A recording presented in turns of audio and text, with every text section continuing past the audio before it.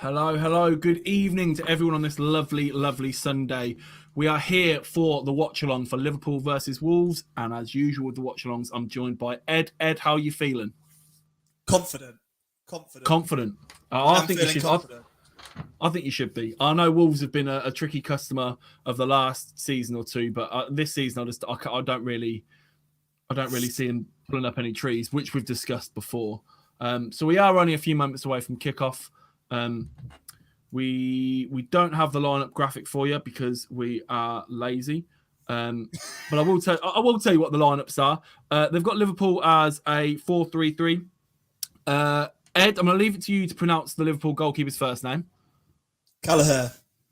Right, there we go. He's in goal. Nico Williams, Matip, Fabinho, and Robertson make up a back four. Curtis Jones, Henderson, and Wijnaldum a midfield three, and then Salah, Firmino, and Mane. That's a pretty strong lineup. That's almost getting back to an almost full strength Liverpool lineup. That is. What do you think of Curtis Jones, Colin? Curiosity. I really like him. I really like him. I think he's there's a real like misconception that if you put a lot of energy into your game and you just run around a lot that you're a good young player, but he's not just that. He has a lot of energy. He puts his all into the game, but he's actually good on the ball as well. He is really good, and obviously he's still so young as well. I really like him. The Wolves lineup is Rui Patricio in goal, Marcel at left back, Cody and Bolly. It looks like a back four again for Wolves today. So Cody and Bolly, Nelson Semedo at right back. Midfield three of Dendoncker, Neves, and Moutinho, and then a front three of Neto, Podence, and Traore. So in this game, honestly, I'm not expecting anyone to defend by the looks of it. I'm expecting a balls to the wall, end-to-end game. There is. I'm surprised that there is no. I'm surprised Jota didn't start today. This would have been the game for him, surely. Surely, if you'd have wanted. Well, he's trying to rotate the strikers. So we've gone to the traditional 4-3-3 with our usual front lineup. Jota is such a danger coming on against tired legs. Yeah, he is. Yeah, and I think because of the lack of options Wolves now have with him in there, they're playing their B lineup in terms of up front. So that's going to benefit us. My prediction is 2-1 to Wolves. Fair play. Ooh. I tell you what, Liverpool do need to get the win because everyone who I probably consider title rivals this year has won this weekend. Yeah, I mean, not that it means much at this stage of the season, but if you don't win this game, you would only be if you draw this game, you're only 3 points ahead of United, and United have a game in hand, which is of course, but we've had more difficult games. So of course you have. Yeah. There's still a very, very long way to go, and there's still some really difficult games to go. And I mean, we're going to talk about that Man United game on the review after because I'm quite looking forward to talking about it because there's been some good football this weekend that I'm looking forward to talking about. All the favourites won this week. Yeah, unlike last week. Yeah, all the favourites have won this week. So it'd be just like Liverpool to cock it up.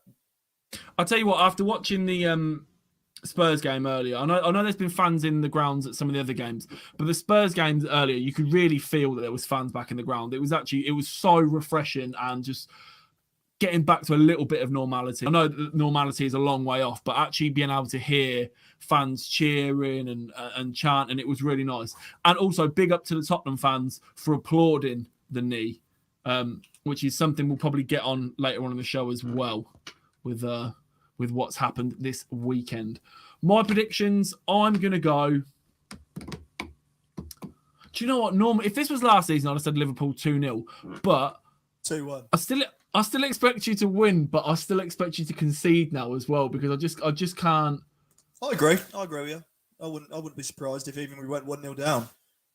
Liverpool like to dog it this year. I think it's going to be just a proper doggy year for us. Yeah. But winning's winning. So, and I think even though it's been a bit shaky, we're still qualified for the next round of the Champions League, and if we win tonight, we'll be level on top on goal difference. So yeah. So as shaky starts go, this is quite a good one. Yeah, but do you know what? There's been how many teams this season? I'd like to know what the actual number of teams in the top six or whatever that have won points from losing positions this season, because I know, obviously, myself as a United fan, we have won more points from losing positions than anyone in the Premier League history this weekend after the West Ham game. And it just seems like everyone kind of this season, I don't know whether it's because it's a bit weird that the fans are there or whatnot, but teams don't seem to be kicking in until they go a goal down or that they get in real trouble. It just seems strange. But that is nice to see Liverpool fans there actually in the stand. It is really nice to see. Geezer there with a Bayern Munich hat on. Love to see it.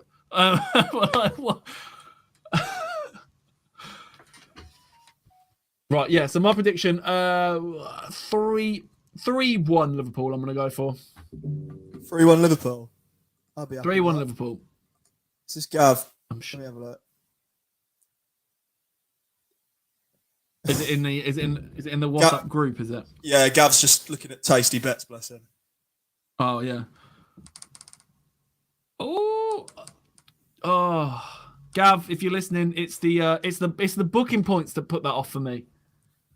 I've just been scorned. I've just had my pants pulled down with booking points in the Spurs game, and I can't bring myself to do it again. Well, I just need a Liverpool win because I won a tenner off a £5 bet, and then I'll just put that tenner on Tottenham and Liverpool to win, so that would make it £30. I'm going to just slowly build it up. Do you know what? I'm really upset with myself, but I'm also not that fussed.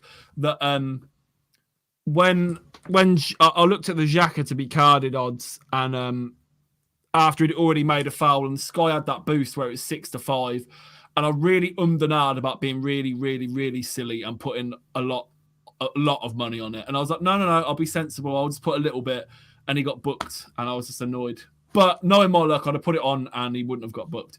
2-2. I can't see Wolves scoring 2. I'll tell you what, I'm nervous for Callagher because where you find the unbearable fans, which is social media, they have been awful. Absolutely. Some have been banter, but some have just been like, wow. He had a good game. He had a good game in the Champions League. No, exactly. But I mean, they're setting him up for failure. Oh, okay. Yeah. Like. Oh, I get what you mean. It's like the second coming of Neuer. Like, yeah, we don't even need Alisson back. Don't worry. Exactly. It's been. Yeah. I've been reading it, going, "Oh, you're gonna regret that." Yeah, he's gonna literally do a Rob Green and let one roll between his legs. Now you've said that, like exactly. They don't seem to be making a lot. Do you know what? Can I just really quickly say? Obviously, this game's on Amazon Prime. Very weird to hear Ali McCoy on commentary. It's almost like when I was a kid, and I think it was like FIFA 2000, and he was like the commentator on that. It's just really weird to hear Ali McCoy. You see, Ali McCoy is everywhere. Look, so he's on Prime Video. I see him on BT Sport after the Rangers game. I see him on Soccer Saturday in the day with Jeff Sheens. He's on Talk Sport in the morning with Laura Woods and with Alan Brazil. It's like, how do you sleep at all? Like, he's doing all right for himself. I'm surprised he's not on the Australian A-League. You don't know. He might be there funding it. Yeah. Again, the Liverpool fans were applauding the knee, which is nice to see there. It's one of those things where I don't care. Not that I don't care, but it's like political views aside. The whole point of taking the knee is to bring awareness to the fact that certain people don't get a fair shake in life. And if you want to boo the fact that people are trying to draw attention to that, then like you're idiots, absolutely idiots. Like, without getting too political into it, but yeah. So Liverpool have kicked off. Sadio Mane, Curtis Jones. Curtis Jones is a breath of fresh air because it's like having a new signing when you have young players who continue to develop year by year. Because he was predominantly League Cup. Did you say you've just kicked off there? No. I was just. Okay. I'm a minute in. Oh yeah. So I've got Robertson corner. What minute are you on? 1:19. Yeah. Do you want me to pause it? There's no way I'm being behind you. I can just bring it forward. No, I'll pause mine for a second. Wait, what are you on? 1:19. I'm on 1:41. You're on what? Sorry. 1:41. You're ahead of me then. Yeah, just tell me because I've just dragged it forward. Tell me when you're on 1:41 and I'll press play. I'm on 1:41 exactly now. Yeah, it's sound. Okay. Only commentary, no video. Yes, I'm afraid we're just doing the watch along because we even got in trouble last week for suggesting that we were. We put live instead of live watch along, and we got banned for 3 days. So I think it'd be a permanent ban if we actually showed the video. Yeah, unfortunately. See Gav there with the man who's getting paper, which has come through on all 5 accounts. Ooh. Wolves have already got a free kick on the outside of the box. Nico Williams has picked up a yellow card already. And he's 2 minutes. Going to have Traore running at him for. No, Traore's on Robertson's side. Yeah, I'd swap him. Right now. If I'm Wolves manager, if I'm Nunes, you're telling me Neto isn't fast? No, I'm not saying Neto isn't fast, but I think that Neto would give him. I think Traore would give him more of a hard time because he won't be able to. Neto Williams might be able to shrug him off and give him a bit of like strength back, but when it comes to Traore, like he's definitely not. And I don't care what absolutely anybody says. I like that Wolves kit. You have been blocked. Ali, I can't get past this Ali McCoy's commentary. It's honestly. I don't have the audio on when we do these. Oh, okay. Ooh, lands on the roof of the net. It looked like it was going to cause a problem, but is that Ruben Neves? Ruben Neves has actually been a player since Wolves got promoted. Who's been linked with us, and I'm not quite sure why. There's never seemed anything concrete to it. But all the time, the papers seem to link him to us. But he's so good, man. He's so good. No, he is so good. But I'm not sure if that's the type of midfielder we're looking for, or we was looking for. Ruben Neves was the player, right? Wasn't he? He was only scored worldies. Yeah, no, but he was the captain. He was the youngest ever captain at Porto, wasn't he? Hey up, lad. He was the youngest ever captain at. I want to say Porto. I might be wrong, and it's Benfica. No, he was the youngest ever. He was the youngest ever captain at Porto, and then he moved to Wolves in the second term. Yeah, that's what. Because it was a big scandal with how it happened. Because Wolves, if they didn't get promoted, would have got done for financial fair play. They had to win the league that year. It's crazy. Yeah. I mean, fair play, they did it. But I mean, God defeats the point of financial fair play if they go, well, if you don't win it this. Yeah, exactly. So you can overpay as long as it pays off. It's like, yeah, we'll buy Mbappe, Neymar. We'll buy a World 11, and it'll be like, well, if you don't win the league, we'll do you. And it's like, well, if we don't win the league, mate, we might as well not be in business with the players we're buying. Yeah, exactly. No financial fair play will ever be worse than when Barca got done, and it was like, right, transfer ban. They're like, right, we'll appeal it. And they were like, right, well, you can still make signings during your appeal. And it was like, right, we'll have Neymar, Suarez. They brought like ter Stegen. They brought like 5 or 6 world-class players. And it was like, okay, then we'll set out a window or two, then whatever. And it's like, Liverpool have a corner. The time's actually 4 minutes 50. So we're only 5 minutes into kickoff, mate. Bang on. Liverpool corner. I haven't got anything on this game yet. I don't have anything on specifically this game, but it's part of an acca. With Liverpool, I know this is a dangerous thing, but I like to wait until it's about 60 minutes and it's still a draw. And Liverpool love to get a goal. They'll always win no matter the situation. But I mean, I think Liverpool tonight they're still stupid, awfully short odds, like 1-3 or something stupid. Yeah, 4-7. Yeah, that doesn't interest me just yet. So we'll give that a few minutes. The one easy one earlier was Salah and Mane. Thank you. I hope they do. I don't hope they score. Actually, that's a lie. And until I've got some bets on that need them to score, I don't care what they do. Right. Actually, we'll wait for this corner. Wolves have got a corner. Well, it's now a Wolves corner. We've gone from one end to the other. I'd like to see.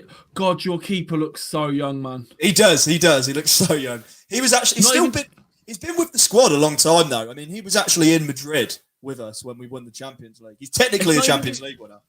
It's not even just like young in the face. He just looks like there's nothing of him. Like he reminds me his build of when De Gea first came in, and like everybody bullied him in the air and everyone knocked him into the net. Do you know what I mean? Because he was so skinny. Liverpool on the break here. Curtis Jones cuts inside. He's on the inside of the box. He's twisting and turning again. Out to Henderson. Should have been quicker on releasing that ball. Yeah, I think there was such a outnumbering there. It should have been. That held on counter to that should, far too long. yeah, that counter should have at least ended in a shot on target or an attempt. But that's where experience comes. I had a look. He's had something like, I mean, it's quite good that there's been the emergence of Phil Foden because it's really took away from the shine of Curtis Jones, which is great for his development. He's in the under-21s. Yeah. He's had 26 first-team appearances for Liverpool in midfield. He scored 6 goals. Like, that's not a bad return. Good return. Yeah, exactly.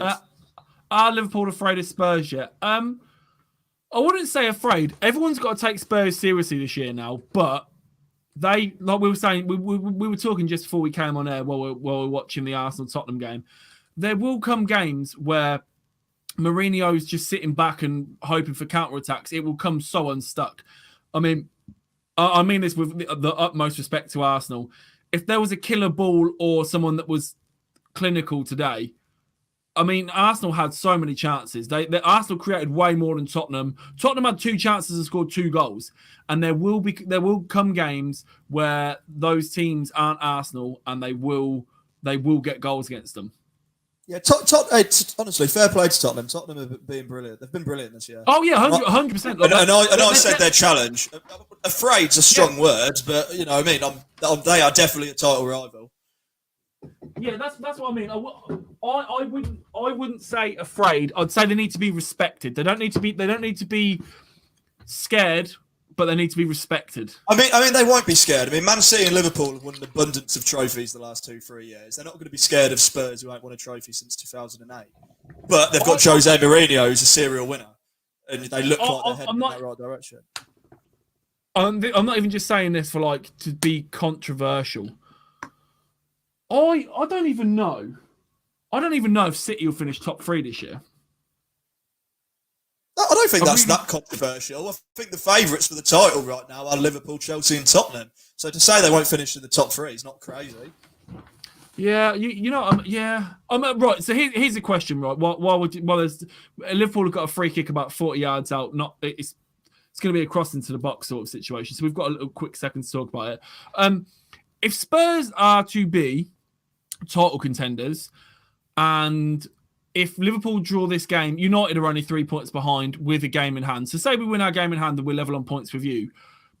Do we throw ourselves into the mix? Are United in the mix, or are United just so inconsistent and you just know they will drop points that you can't? I think the reason being is I mean you played better against Southampton than you did against West Ham, but you still played awful. For the vast majority of the games, and you still keep coming out with a win, which is fantastic. But eventually, that doesn't work. Yeah, So I can't take that seriously. Yeah. Just like the Mourinho thing, it will catch up with you eventually. You can't go down a goal a game and expect to come back from it every single. They had time. 30% possession at home today. Yeah, but you know what I mean. It's about winning at the end of the day. But I can't imagine that's going to work for 38 games. That's what I mean. Honestly, if Arsenal, if there was a couple of better balls in the box, if there was a couple of more willing runners going into the box, Arsenal could have scored 2 or 3 today. It's just who you're playing. And we've had this conversation before about Mourinho, and this is why I'm not. It was the same. Mourinho and Van Gaal at United was very similar. It would be an awful performance. You'd have 70% possession. You'd score a 90th minute winner and be like, what were you worried about? The plans worked. We've won 1-0. They didn't get a sniff. And it's like, yeah, but it's literally last minute. Tottenham's goals today, they're outstanding, but it's going to sound really silly. Those 2 goals they scored were the only 2 chances they created. Yeah. I mean, the thing is with Liverpool is I'm not. I think this is going to be a very difficult season to win the league. I think we're definitely one of the favourites, though.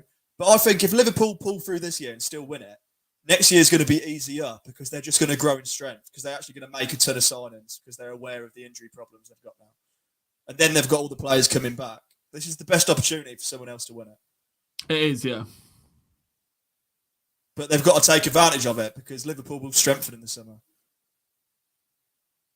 They have too many Spursy moments to be contenders. Okay, I understand what you mean, but Liverpool, my entire life, were just a meme of abuse for never going to win the league. I remember there was a pre-game mode on FIFA demo where you started off at kickoff with a title decider against Man City, And if you won it, Liverpool lifted the Premier League. And everyone started posting, "Go home, FIFA, you're drunk." Like, because it was unheard of Liverpool could win the league. But they've done it now. So... do you know what, as well? I can't see Spurs having as many Spursy moments under Mourinho. I mean, the Europa League, they've been pretty Spursy. But when it comes to the Premier League, they haven't been that bad. So I don't know. Do you think if they don't win the league, it's going to go the same way as it did with Bale? Because I think if you don't win, I'll say you. I know I'm just talking to perhaps that one Tottenham fan. If they don't win the league, Harry Kane will look to leave. They'll get a ton of money for him, and then they'll just spend it on squad players, like they did with, like, you remember they had like Soldado, they had Lamella. Oh, Lamella, yeah. Some of them didn't work, some of them did in the long run, but yeah, they brought in players. They brought in Lamella to replace Bale, and then they brought in players to replace Lamella. That's it. Literally got to that at that stage. Yeah. I don't know, man. Well, here's the thing. They even touched on it today that Harry Kane had 2 touches in the opposition box today, 4 in his own. Does there become a point where Kane's like, right, I'm sick of playing this style of football. Like, I'm a striker. I don't want to be playing defensive midfielder and then, like, not winning a title. Do you know what I mean? I don't know how long he could put up with it. Or on the flip side, you think, well, Mourinho's changed my game. I'm happy to play under him. But I think as long as he's still scoring goals and winning games, he won't care. Because he's still near the top of the Golden Boot. Kane is Mr. Spurs as well. If Mourinho says to him, right, say they don't win the league. If Mourinho says to him, like, look, come on, we're building on something here. We're getting closer and closer. I wouldn't believe him because his track record shows he never builds anything. He does never builds a dynasty. 2 or 3 seasons as well. He'd only have 1 year left in the tank. So I'd go, no, sorry, mate, I'm going. I think he's only stayed this long because of Mourinho. I don't think he can get him to stay any longer, though. Oh. Are you okay? Hold on. Give me 2 seconds. Give me 2 seconds. Okay, if you're not able to watch the game, we're just about to hit the 15-minute mark. It's 0-0. There's not been too many great chances. Still a long way to go, though. You'd expect Liverpool to get the win, providing they don't do anything stupid. Wolves are a good side, though. I'll tell you what, Liverpool are fortunate they're not coming up against Jimenez. We hope Jimenez gets back to it soon. Oh, come on.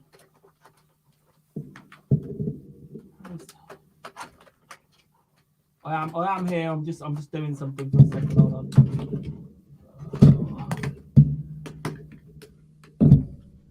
Yeah, I am here. Sorry. We know. We can hear you. Yeah, I keep banging it. Oh, yeah, he's going that way. There we go. Well, you got a drum set back there. Yeah, I do. Do you actually? No, I don't. I wish I did. Because it sounded like it. Because I'm very close to my mic. There we go. I've had a brainwave. They don't come very often, but sometimes when they do, they're good ideas. Right. So here's my idea. I'll tell you what, both teams are being really wasteful in possession. Which isn't like Liverpool. But it is like Liverpool. I mean, considering there's no excuses now, we're back to a 4-3-3, but that has been the case with the 4-2-3-1. Right. Let's see if my idea works. And what is your idea? Well, basically, when I have to be running OBS, this, and watching the game, my computer struggles. So I've plugged my Fire Stick into my other monitor so I can watch it on there. So now I'll be a lot smoother. I am already a lot smoother. There we go. Beautiful. Where you are? Beautiful. Yeah, exactly. Yeah. What minute are you on, though? I'll find out in a second. It's Neto versus Joel Matip. I agree with your statement about Son on Facebook. Cotton, he is world class. I don't even think it needs to be a conversation. Like, whenever that conversation gets brought up, I always think it's such like a obvious statement. Yeah, like when Sky, I think Scott Callagher is fantastic there. I mean, I say fantastic. He does his job. You're about to see Callagher nearly get chipped. Ed, I'm on 16 minutes, 47, 48. I'm on 49. 54. That'll do. That's fine with me. But yeah, I think Sky even had like a Monday Night Football thing about like they had a discussion about is some world class. Like, why are you even discussing this?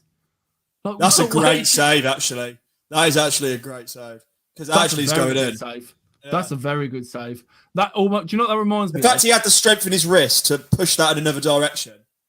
A lot of keepers would have given that a. They would have hit it and it still would have gone in. Like Onana the other week. Adriana's limp wrist. We all know this. Chris Packett, yeah. You'd say.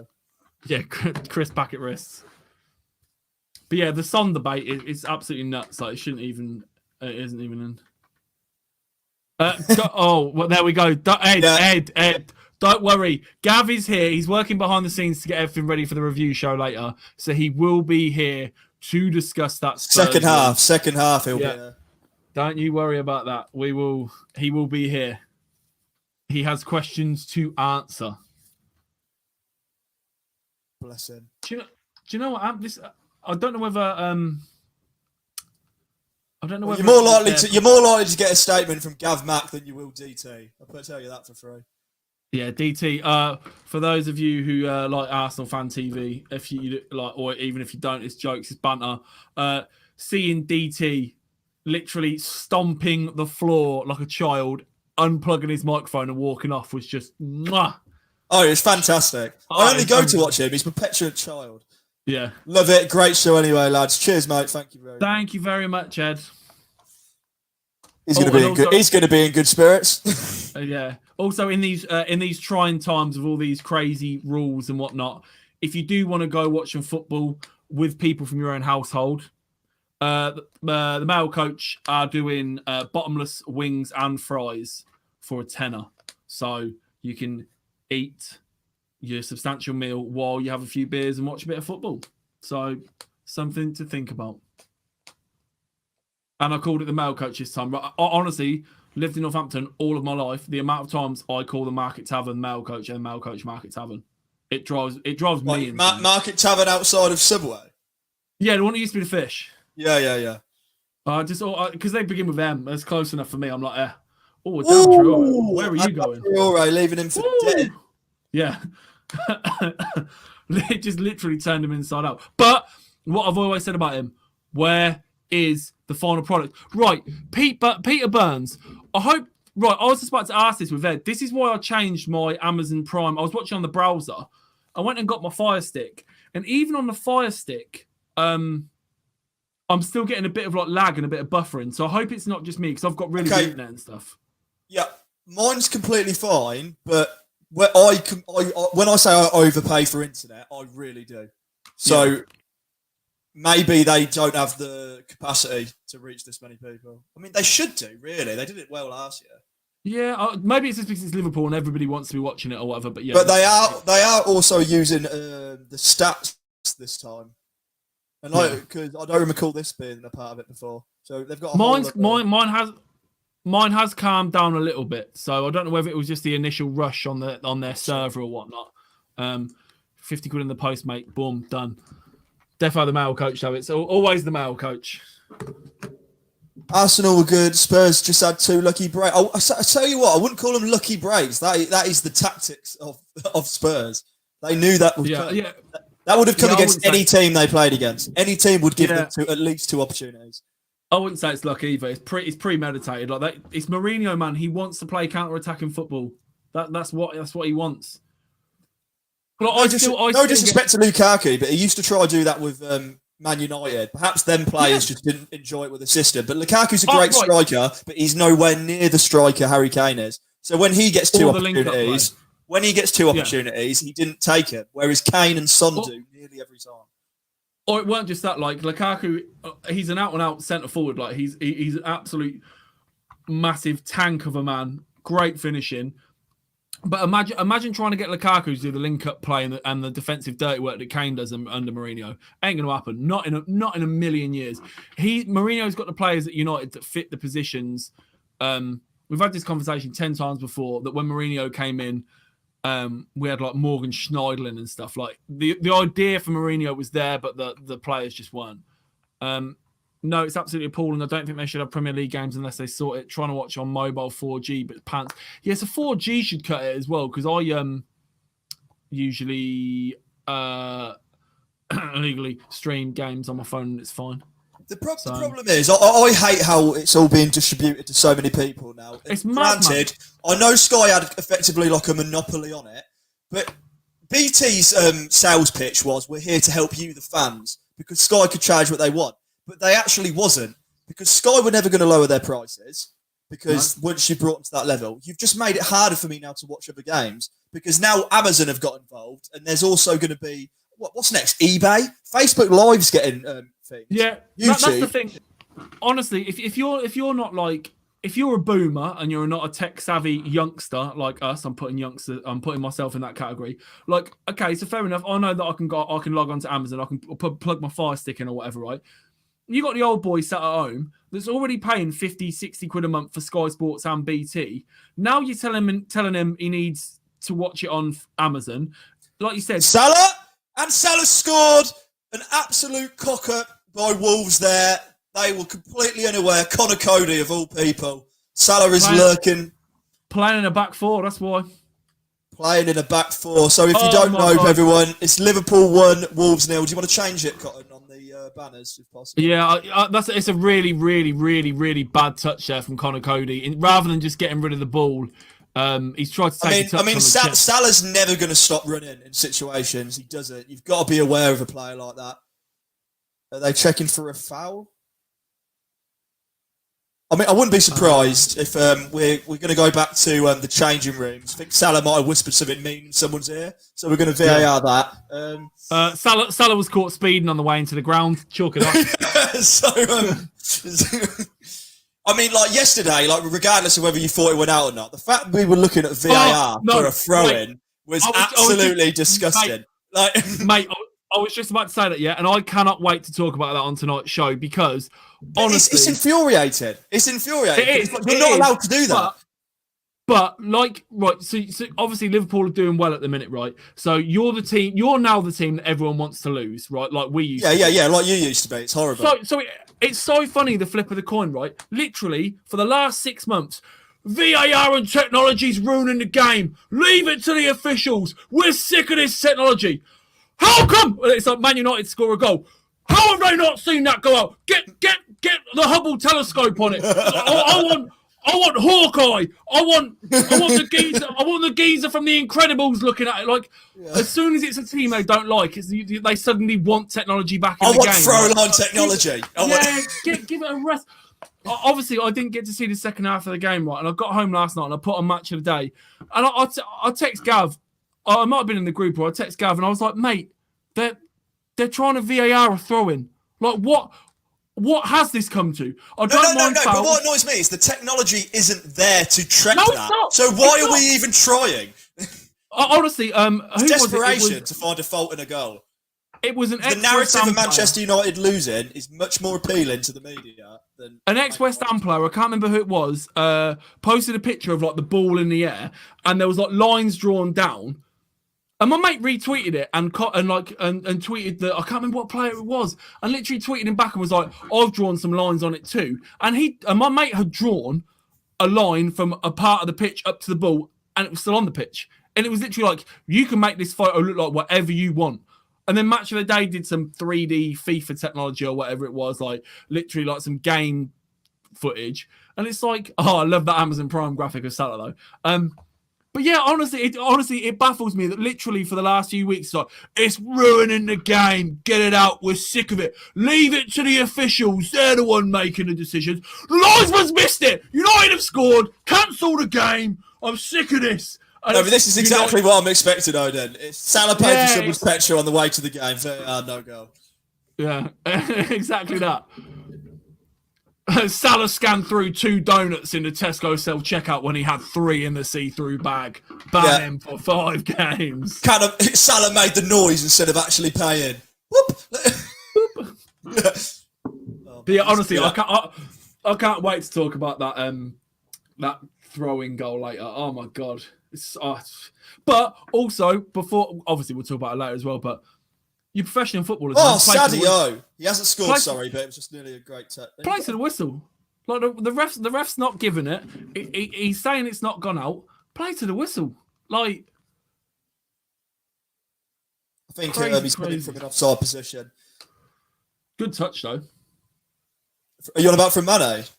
Yeah. Or from? It was a good touch, but then I think he played it on as if it was like a high boot. Oh, that's definitely a foul. Do you know? Obviously, while we're talking about Wolves as well, so obviously Jimenez. I literally called it in the WhatsApp group as soon as that collision happened. I said straight away, I said my exact words were skull fracture written all over it. And then David Luiz didn't play today. You haven't seen a skull fracture in a little while. That was a great tackle by Wolves at the end of the box. David Luiz didn't play today, and Arsenal said it was because of his head injury. But it's not a concussion. It's not a concussion, is what they kept saying. They literally kept saying it's not a concussion. But because they're trying not to get themselves in the shit, probably. Yeah, it probably isn't concussion, to be fair. But listen, they've got legal reasons to protect the player. If it was concussion, they'd have to openly disclose that.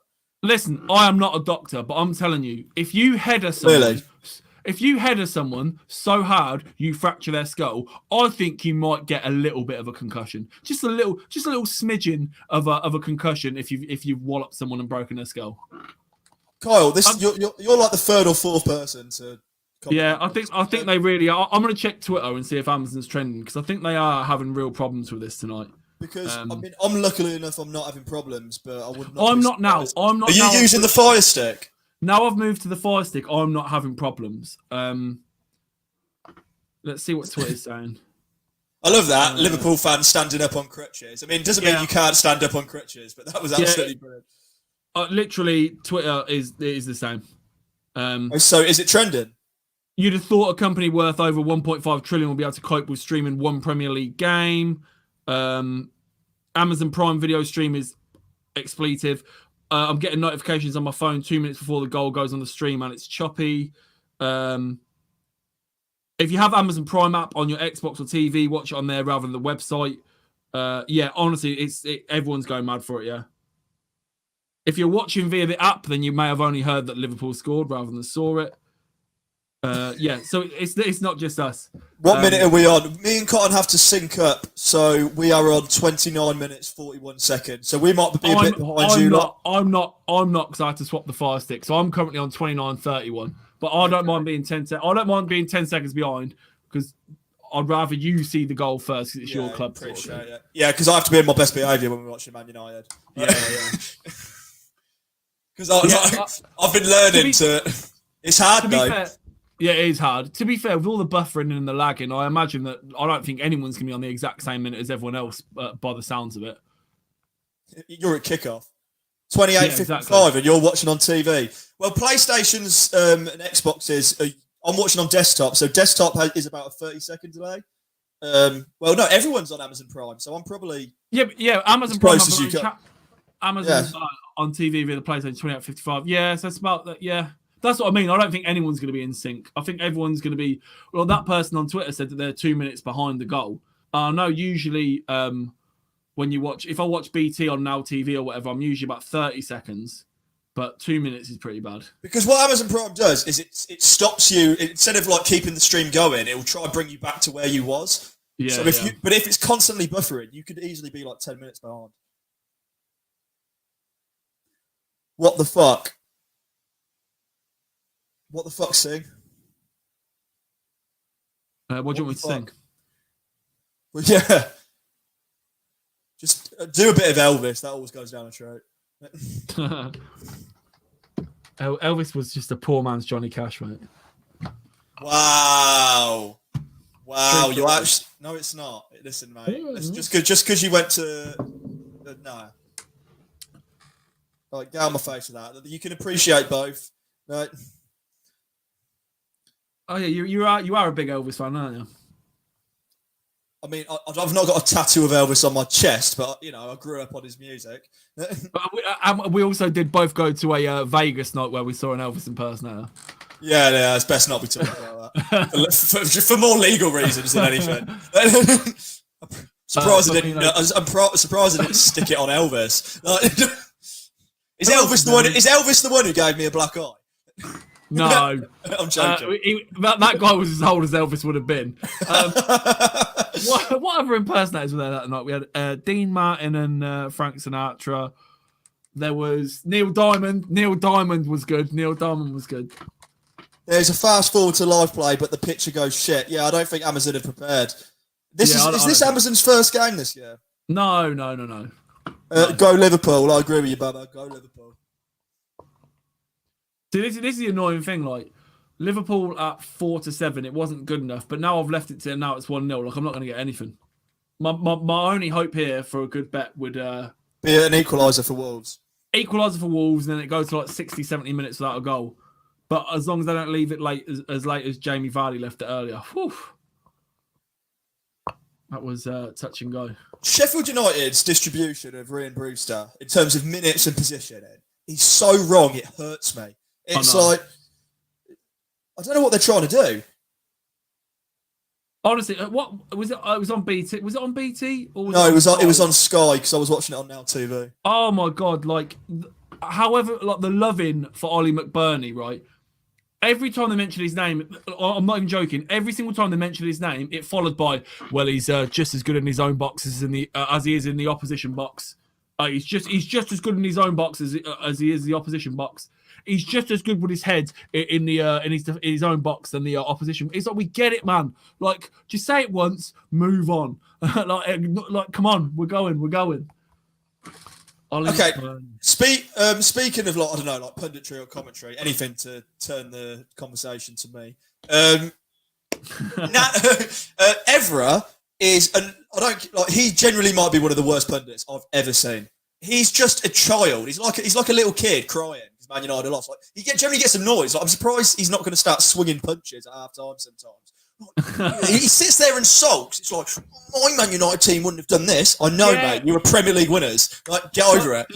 But Evra to Sky, he's their Arsenal fan TV. I know he is. I know. I understand the logic. But Gary Neville, like, even listening to his commentary, I can tell he's setting himself up for failure. And when you surprisingly come back, I was like, I can tell you're gassed. Like, he's trying not to sound gassed. He's trying to be like, he's trying to be like, oh, I mean, Man United have been poor, and it's like I can hear you doing backflips in United.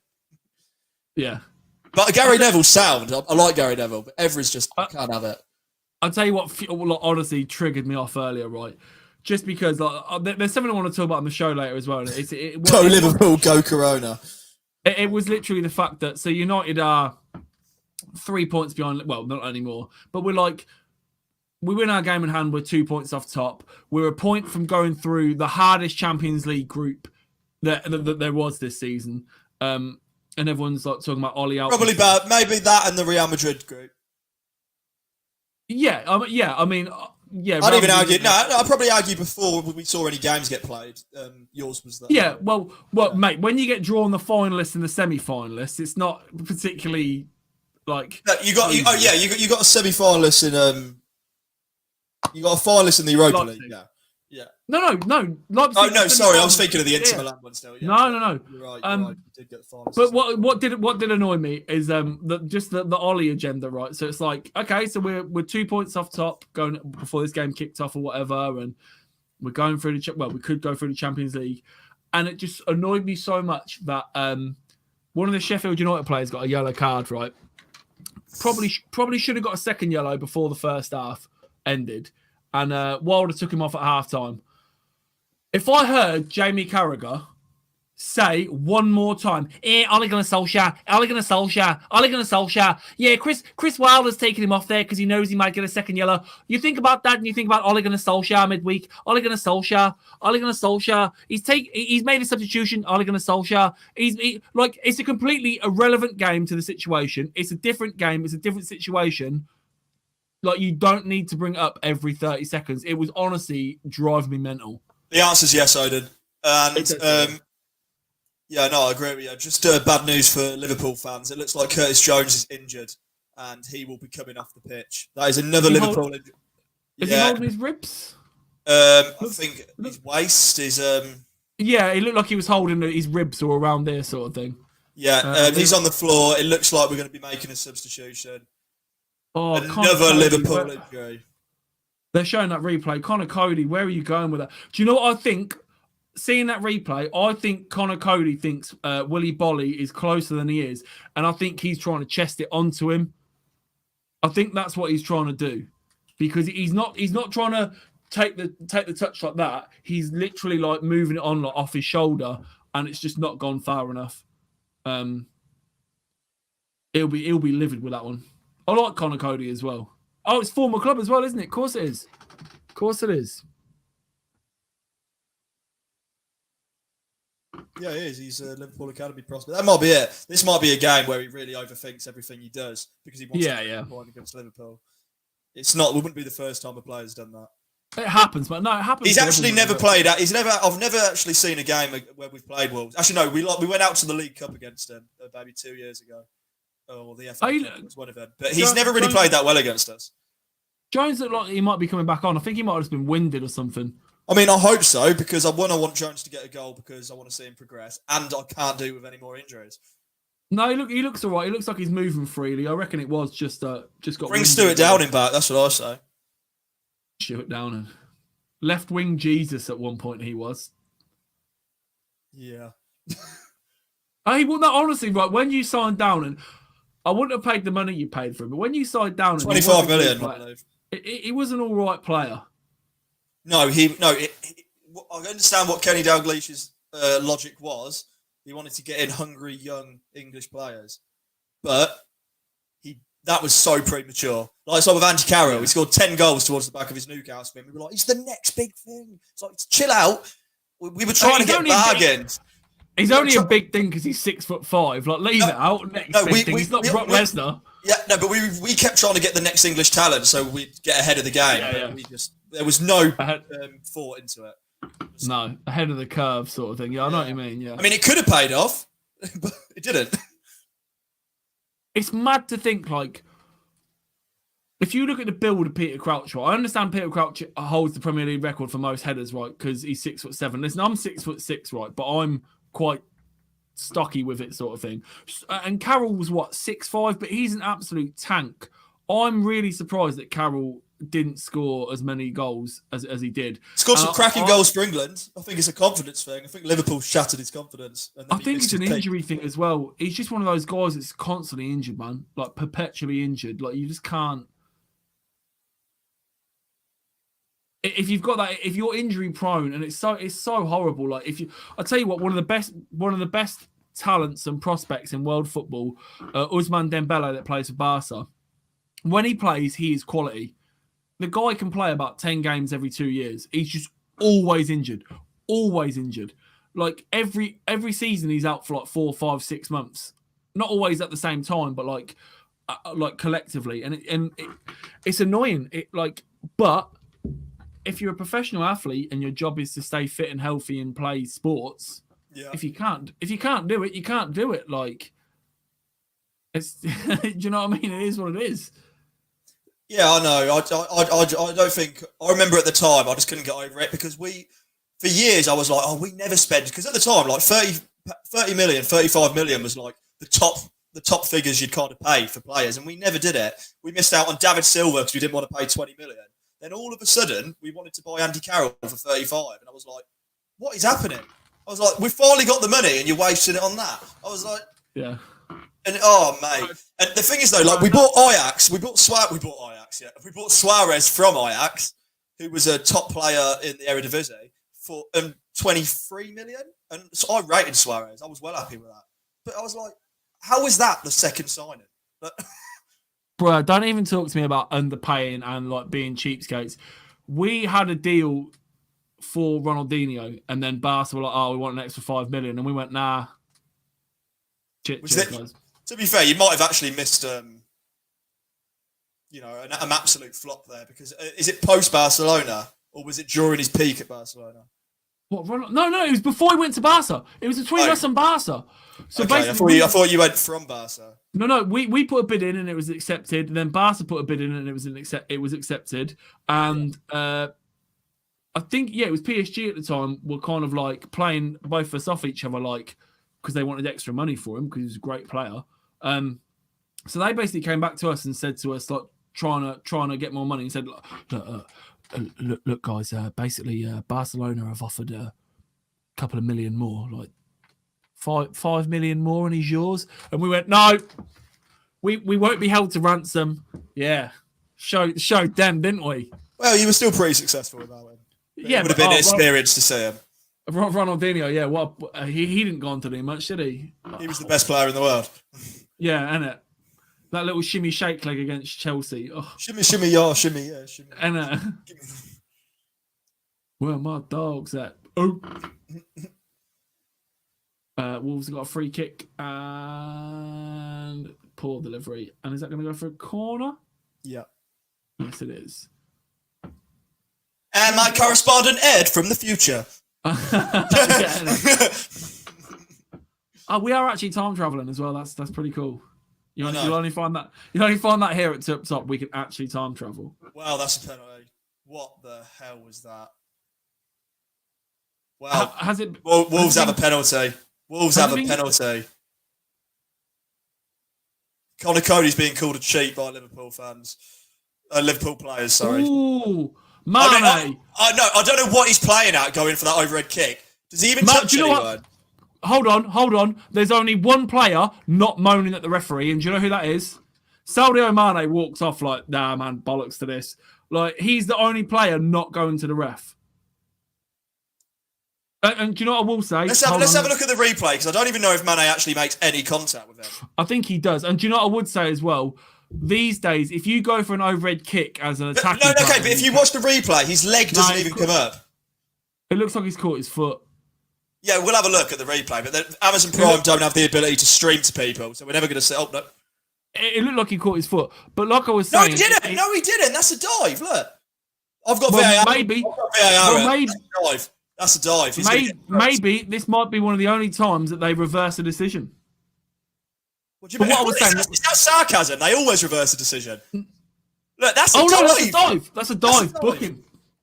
That's an absolute dive. The fact Connor Cody walked off, giving it bigger, and that's a dive. No. When they go to the monitor, they never reverse the decision. So they always reverse the decision. That's what they always. He was the one who pointed penalty, so now he's going to change his decision. Oh yeah. Look, that's a dive. I'd book him.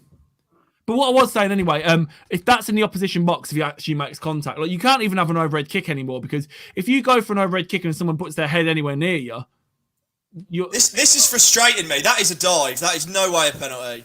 I on the ball on the time of the challenge. Yes. Yes. There is no challenge. There is no challenge. It doesn't matter if he's eyes on the balls or not. He's going to get a yellow card. He deserves a yellow card. Connor Cody, you dive in, cheat. He's not got to. He said no penalty, so he's got to be getting booked, surely. Look at Mane laughing. Right, so going back to my previous comment, maybe that's why Mane was the one that walked away, because he was like, look, I know I haven't touched him. This is a thing, right? People that moan about VAR and stuff, like the referee would look at it. Look at the replay where Henderson's getting in Connor Cody. Look, nothing's happened. Connor Cody, you scum. But this is what I'm saying. Like, people that are against VAR, right? The penalty is being... The players have conned the ref there, because the ref would have given that penalty. But now we've got the technology to look at that. Like, the right outcome has been made.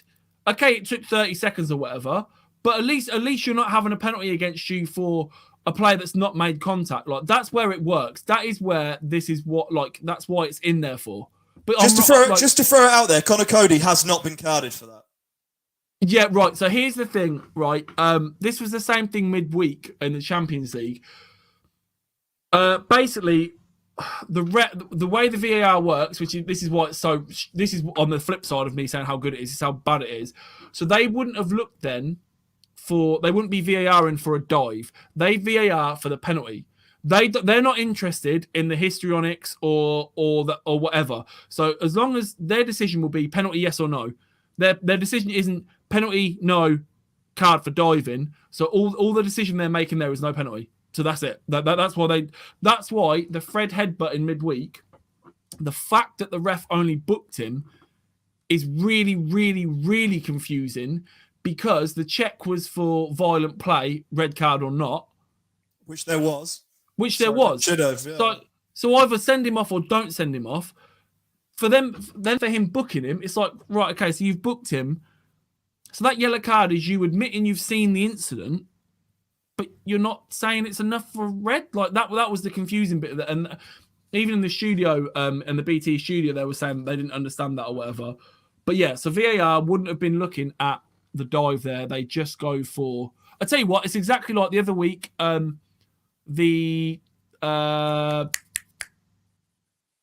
My guy, I love him. Ollie Watkins. The Ollie Watkins penalty, he'd been fouled there, so it shouldn't have been offside. It should have been a penalty. But they were so busy just looking at the offside, they didn't even look at the contact or anything. Like that's the problem. One time out of how many is? Yeah, I know. Right. Gary Neville summed this up. If any of you saw Monday Night Football with Carragher, Dave Jones, and Gary Neville having the discussion on VAR, if you didn't, go on their YouTube. It'll be on there. It's a really, really, really good discussion. It's one of the only times I've left Monday Night Football to run and actually watch the chat. But the technology is the good idea, and the way they implement it is very wrong. The idea in principle is great. The way that the officials in Stockley Park or the way that it's being utilised is very, very, very poor. What me and you just said is Conor Cody perhaps having a bad game to expect. Conor Cody has been the highlight player of that half. Not only has he made the mistake that's led to the goal, he has also been caught diving, simulating a foul to win a penalty. Does he dive there to... Yeah. It is... No. Is him in the back of his mind? Is he thinking, right? I've given away the penalty. I've got the penalty. I've given away the goal. I personally have to try and rectify that by getting something back for the team. So has he gone down there because he's thought, right, I need to make amends? Well, I think that's what he's done. I think because obviously there's absolutely it doesn't make it right. It's like no. I'm not saying it's. I'm saying is that why he's done it? Has he thought the fact he hasn't looked anyone in the eye and walked away, and just charged off means he knew he'd done something wrong.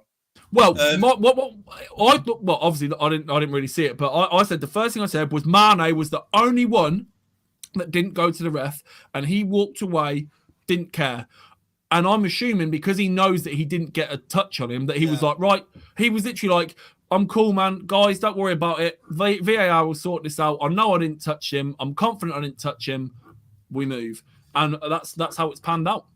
Yeah, like, let's be honest. Like, we've said this in a previous podcast. Diving it's been in the Premier League for 20 years. I don't want to hear it when people go, it's ruining our game. This is our game. It's been our game for a long time. And I've actually come to accept it. And I actually kind of respect when people... That's very loud. Andy says Aubameyang is as useful. Oh my God.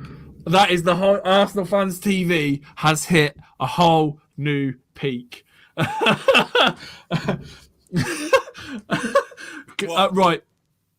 So it's a 1-0, no penalty, Gonzalo. So live on Arsenal Fans TV, fans are sending in their reactions and whatnot.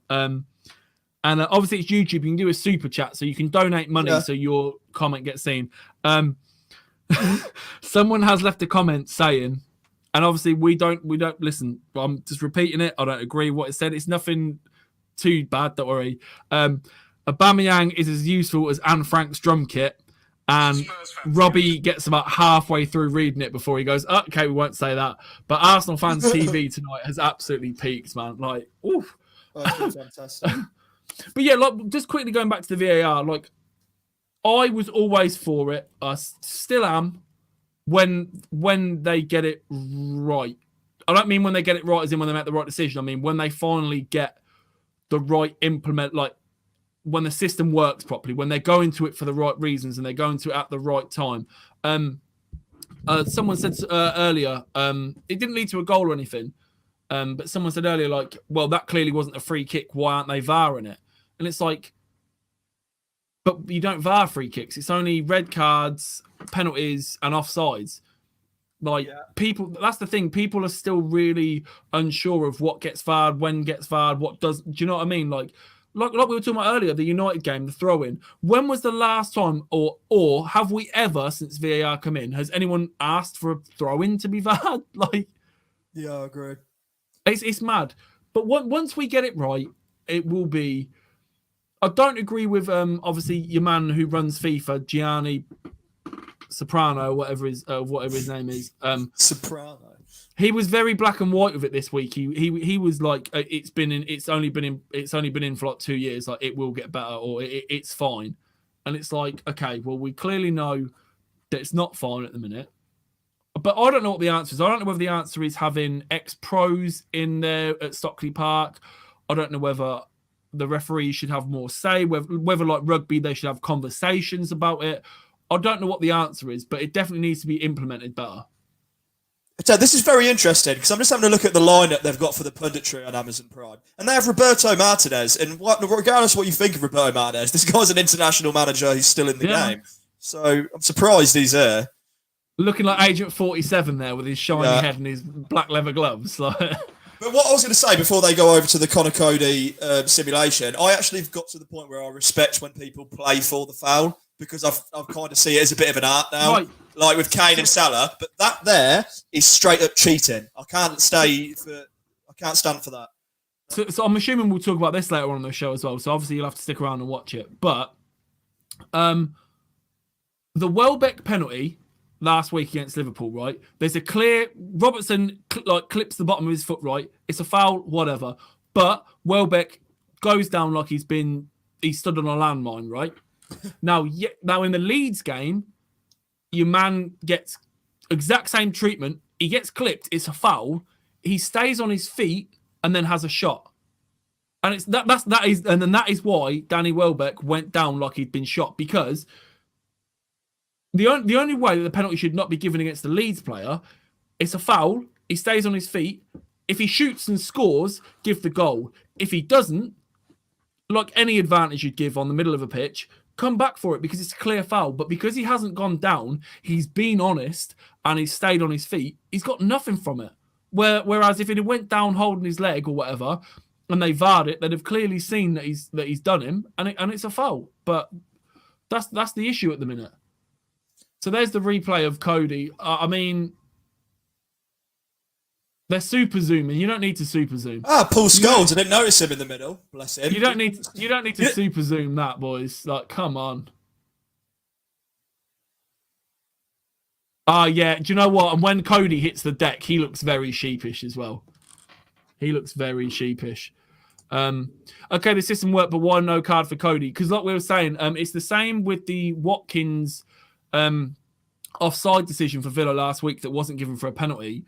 So the way the VAR works there, they're not looking for a dive. They're looking for a foul. And I know this sounds really stupid, but it's the way it works at the minute. So the only decision they're making there is foul or no foul, penalty or no penalty. They're not worried about dive or no dive or whatever, which is stupid, because I can't hear Mark Clattenburg. To be fair, Mark Clattenburg is saying, regardless, he still should be given the yellow card for simulation. Yeah, he should. Oh, he should. He should. He definitely should. But what we're saying is, that's up to the referee now. That's in the referee's hands. VAR does not. The people. What does that mean? But what does that mean? Well, that means the refs missed it then. But the ref can't miss it, because he's just overturned a decision because he's believed the guy's simulated. But the ref's clearly missed it because he's given it as a penalty. So if he clearly missed it, but okay, I understand that. But let's say it went the other way, a different decision. If he went at the screen and then saw me pull out a knife and stab the player in the back, bit of extreme. Okay, then I just punched him in the back of the head. He's going to send me off. Granted, he didn't see it the first time. It's like when a foul happens and no one sees it, and then they check the VAR. That's just because it's violent play. I agree with you. Yeah, it's stupid. Yeah, but I'm only asking for a yellow. No. Listen. As soon as I saw that replay, what did I say? I said Cody should be booked for diving, and he should. But the problem is, like we said, this is where, like I said a minute ago, the idea of the technology is great. The implementation of it at the minute isn't. Gas. Now the annoying thing is, it's not even just that the guy in the office has gone, nah, mate, it's never a penalty, don't worry about it. The ref's gone and looked at the replay. So now he's looked at the replay. Like I said, it's down to the ref to book him for diving. So him not being booked for diving is the ref's problem, not VAR. That's the ref's decision not to book him. The ref's seen the replay. And it's not like in rugby where the guy just goes, yeah, number 18 was late on number 7 there.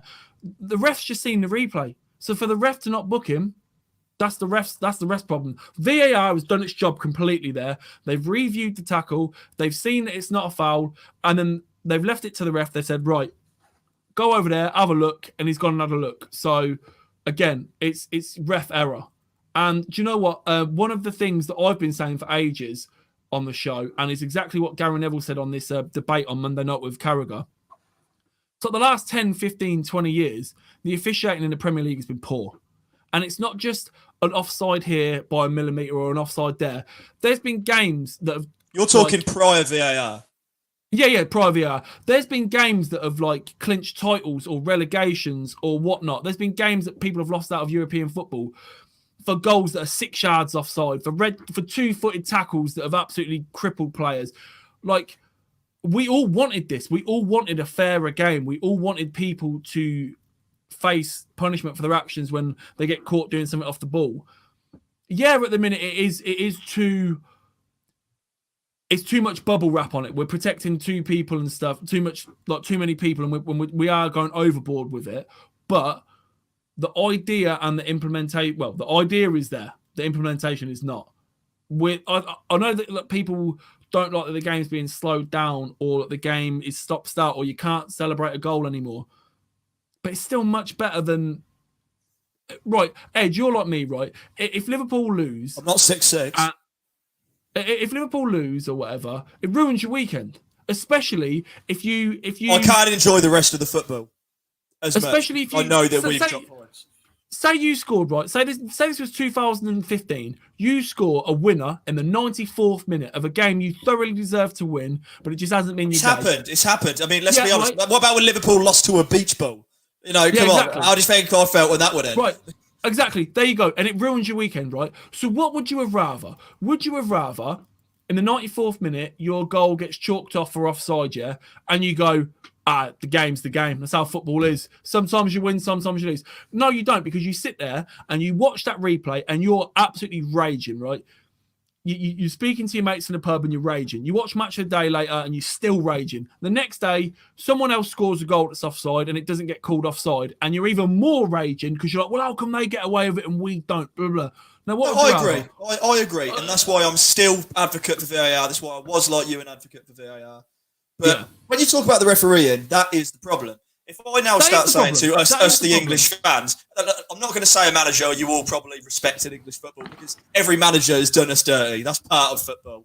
You know what I mean? If you've been watching long enough. But the last 2 managers to be respected outside of England was Tim Howard. Tim Howard? Was it Tim Howard or Tom Howard? No. He was the one who used to went to... Who was the one who did... No, Howard Webb. Howard Webb, sorry. Oh, you're talking about... hold on. You're talking about refs. You said managers. Yeah, referee. You're talking about no. Yeah, referee. So Howard Webb did the World Cup final. He did multiple Champions League final. And Matt Clattenburg was the last English manager to do with the Champions League. If that's not telling you... Yeah. If that's not telling you... And they were the only 2. The rest of them were getting slated left, right, centre. And now we do not see them at major competitions. Not since their managers have gone. So tell me we don't have the worst officiating for a top tier. That's exactly... We've had this conversation before. No refs at the World Cup. No refs in the Champions League finals anymore. Because this is what it is. And the problem is... This goes so much deeper, right? The problem is... Grassroots, people don't want to get involved in being a referee anymore because you get abused, you get assaulted. It's just not worth your time being a referee at a low level, doing it for... literally doing it for free, getting your badges and whatnot. It honestly just isn't worth doing. So that means there's no good referees coming through. So that means when people do have poor performances, you can't really drop them because there's no one else to bring in. And I think people forget that. These referees are selected on tournament basis based on their success rate, based on their performances on decision making. The fact we're not a major tournament should be screaming to the Premier League. We need to change. Wake up. We're importing managers. If we're importing, why can't... Because there are some leagues that import other managers. I mean, import other referees. Referees. I keep getting them mixed up. What is the problem in doing it? I mean, I understand you want to keep it within like you want to promote English referees. You want them to progress through the system, just like we do with managers. Like I agree, if for the international setup, it should be, and this is my opinion, should be obviously it's English players. It should be English staff, English manager, English facilities, because it's your country fighting for that competition. But in club level, it doesn't matter if the referees are from England. They can go be a referee anywhere they want, just like players can go play where they want. And we are being held back. I'm with you on that. Like you said, if they're good enough, it doesn't matter where they're from. Like you said, it's officiating. Look at the Champions League. Like their referees are usually bang on. They're from all walks of life. That Danish referee, he's a millionaire. He's like a millionaire banker, and he's still referees. And he's still. I never worry about VAR in the Champions League. Yeah, there was one decision in the last week, but I think that's the one decision that stood out since the first 5 game weeks of the Champions League. So this is high level teams. Yeah, the Fred one. That's the only. And the Fred one wasn't even VAR. That's down to Reffy. They told the ref to go look at the monitor. The ref looked at the replay and decided, for whatever reason, listen, I'm a United fan, it's a red. But it was the ref's decision, and even then, that tells you that speaks volumes. That I usually agree with the referees in Champions Leagues. I do. I usually agree. Yeah, with major decisions. Yeah. I mean, you're never like small things where it's like a little foul here. You're like, oh, that's not a foul, and they quickly take the free kick and play on. You're going to see tons of them in a game. Depends on what you see as a foul. But for the major decisions, I tend to agree with them. But in the Premier League, I seem to always be scratching my head going, who is this person? But Liverpool have just kicked off second half. Liverpool won. Wolves cheating Cody now. Well, that's it, Cody. I praised you for ages. And it's also Ed and Stephen 1, Premier League officials 0. We've stuck it to him. Boo, boo. Stick it to the man. Yeah, innit? Oh, push that right in. Who's going to be laughing now as we go back to our 9 to 5 job? Yeah, innit? Yeah, exactly. So I go back to my weekend job now because it's all bollocks and furloughed and stupid restrictions and stuff. But I'm allowed to have a pint in my own house without having a meal, so that's nice. Must be nice for some. Although I tell you what, though, I had my first last night. I had my first real draft Guinness in a month. I think we're gonna bring on a substitution. Actually, already. I think we're gonna bring on a sub. Yeah, I've just seen him. I've just seen him give it the. We're just giving it the big end. No, it was Nuno. Okay. No, we're gonna bring on a sub. He's warming up on the touchline. He's coming on through. Gav Mack. Oh, there he is. Yeah, Gav Mack ready to come in. Oh, Ed, Gav, look, we're ripping. I know I did. I could tell. Oh, man. Did you not see that Nuno did this and they've sent someone for a warm-up? So when you said we're bringing in a sub, I was like, yeah, we are. I actually... Nuno's bringing on Jota. I heard you chat about the referee. I heard you chat about referees and that. Yes. Oh, my God. Oh, Gav's ready to go. Well, you disagree. No, Gav would disagree because he's referee's union, isn't it? No, you do agree. I agree with you. Oh, good. My head with refereeing, I've always been like, no. Oh, look, they're subbing the ref. They're subbing the ref. No, I'm joking. He's having to change his pad. Hold on. They put the Gav symbol up in the air. Gav, you go on. Off you go. Off you go. See you in a bit, boys. What would Gav's entrance music be if he was like a ref, but they were playing like wrestlers' entrance music? What would Gav's? You already know. I know what it'd be. It would be like Triple H would be like, time to play the game. And does it have to be wrestlers? Because I've got 2 war contracts. Ooh, okay, what would your war contract be? If you've just been subbed on a 47th minute in the Premier League, and you come out to Meat Mill, I'm a boss. Okay.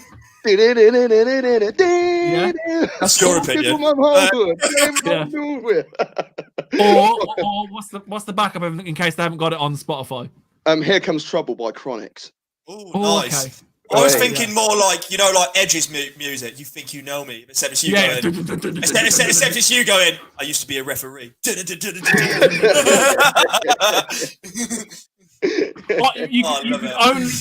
You could only come up to like Edge's music if the stadium had like pyrotechnics. So I need smoke to do that. I'd need that. Edge's one used to always get me gas, man. I'm not going to talk about it now because I'm going to introduce each game on the review show after this. But did you know that all 9 fixtures. If you do, our name comes up first. Oh, he was going that way with that. Well, I'm so used to him saying, "Did you know?" And then that's Did you know? Did you know? All 9 fixtures are classed as derby matches this weekend. And I'm going to go through them. Don't think about it, but don't say them out loud. Don't say them out loud. Can I say one? Okay. Can I say one? They're not by location. They're basing it on players. The David Moyes derby. The David Moyes derby. The Connor Cody derby. The Connor Cody derby. No more. The Cody derby. The Diogo Jota derby. No more. But every single match is linked tediously to. Is this a little game show for us to take part in? Yeah. Do you know what? Yeah. Yeah, cool. What did we win? Oh, Callagher. Is Callagher the next Casillas? I'm sorry, I'm just trying to be one of our fans on Instagram. What we win is we get to be on the review show later. That's what we win. That's the prize. I hope I get it wrong then. Oh, here we go. Here we go. We've got this going now. Oh God! Always. There was that breaking glass. There was that one insane pay-per-view, right? I think it might have been a Survivor Series. It was like 96 or 97, and in the walkway on the entrance ramp, they'd literally set up some glass with Stone Cold's skull on it. And as his music hit, like the glass fell and just shattered everywhere. And he just walked out like glass raining down on him. I just remember being like 10 years old, just being like, "This is the peak. This is the peak of mankind." Yeah, exactly. That is my aspiration. I'm into men now. Yeah, exactly. Is that around the time when he fought Vince McMahon and he had to put his stomach on? Yeah. It was pure attitude era. But he came out with the breaking glass, and I was literally like, if at some point in my life, it's like if I don't get to do this at some point, I'm definitely just going to run through a patio door because I need to walk through a door with glass like falling on me. Like, I don't think you understand how many cans of Shandy Bass were sacrificed at that time. No, it's Bud Light. It was Bud Light. I weren't drinking Bud and Coors Light at the age of friggin' 9 or whatever. They were. Oh, you mean you smashed it? Yeah. Oh, you want to? Mate. Me and my mate used to do that. I'd like use like what is it? I think it was a trampoline, but it had like a thing you could jump on. He had quite a cool garden, and I used to like smash Coke cans and pretend to be. I'm from the ghetto. We couldn't afford Coke. Do you know what I mean? All the rich kids. Jesus, it was a can of Shandy Bass for 35p. Add the price on the top of the rim. Yeah. You know, all the rich kids. Yeah. You knew it was a cheap can of bar when it had the price on the top of the. Oh God, yeah, 3 for £1 or 40p a can or whatever. I need Diogo Jota to come on. I need him to get a shot on target. That's very likely to happen. I'm really annoyed by the North London derby, by the way, and the only reason why I'm annoyed. Not because of the defeat. Actually, I'm not. I expected it because Refi wasn't booking players. Fucking God out, man. Get your card out, man. Honestly, 2 yellow cards. No, right, for a second yellow. Book someone. Yeah, for a second yellow. I couldn't have had a straight red. A straight red would have been detrimental to me. But 2 yellows would have been beautiful, and that would have been 200 notes, happy days, party time. But no. Party time tonight. What is it? Soundtrack night. It wasn't. I'll tell you what, it wasn't. It wasn't party time, was it? Honestly, watching Arteta push him back onto the pitch is probably already my favourite moment from the Premier League this year. Have you seen that video?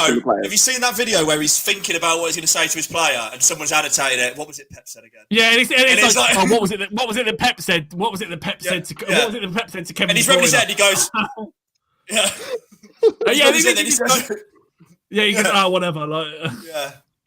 I imagine he's just trying to find the English translation for it. But so I wasn't far off. It was Survivor Series 1997, and he literally had like a glass thing with his skull on it, and as his music went, it started smashing, and he walked out, and it was I can't wait till I'm bored. Well, I can wait.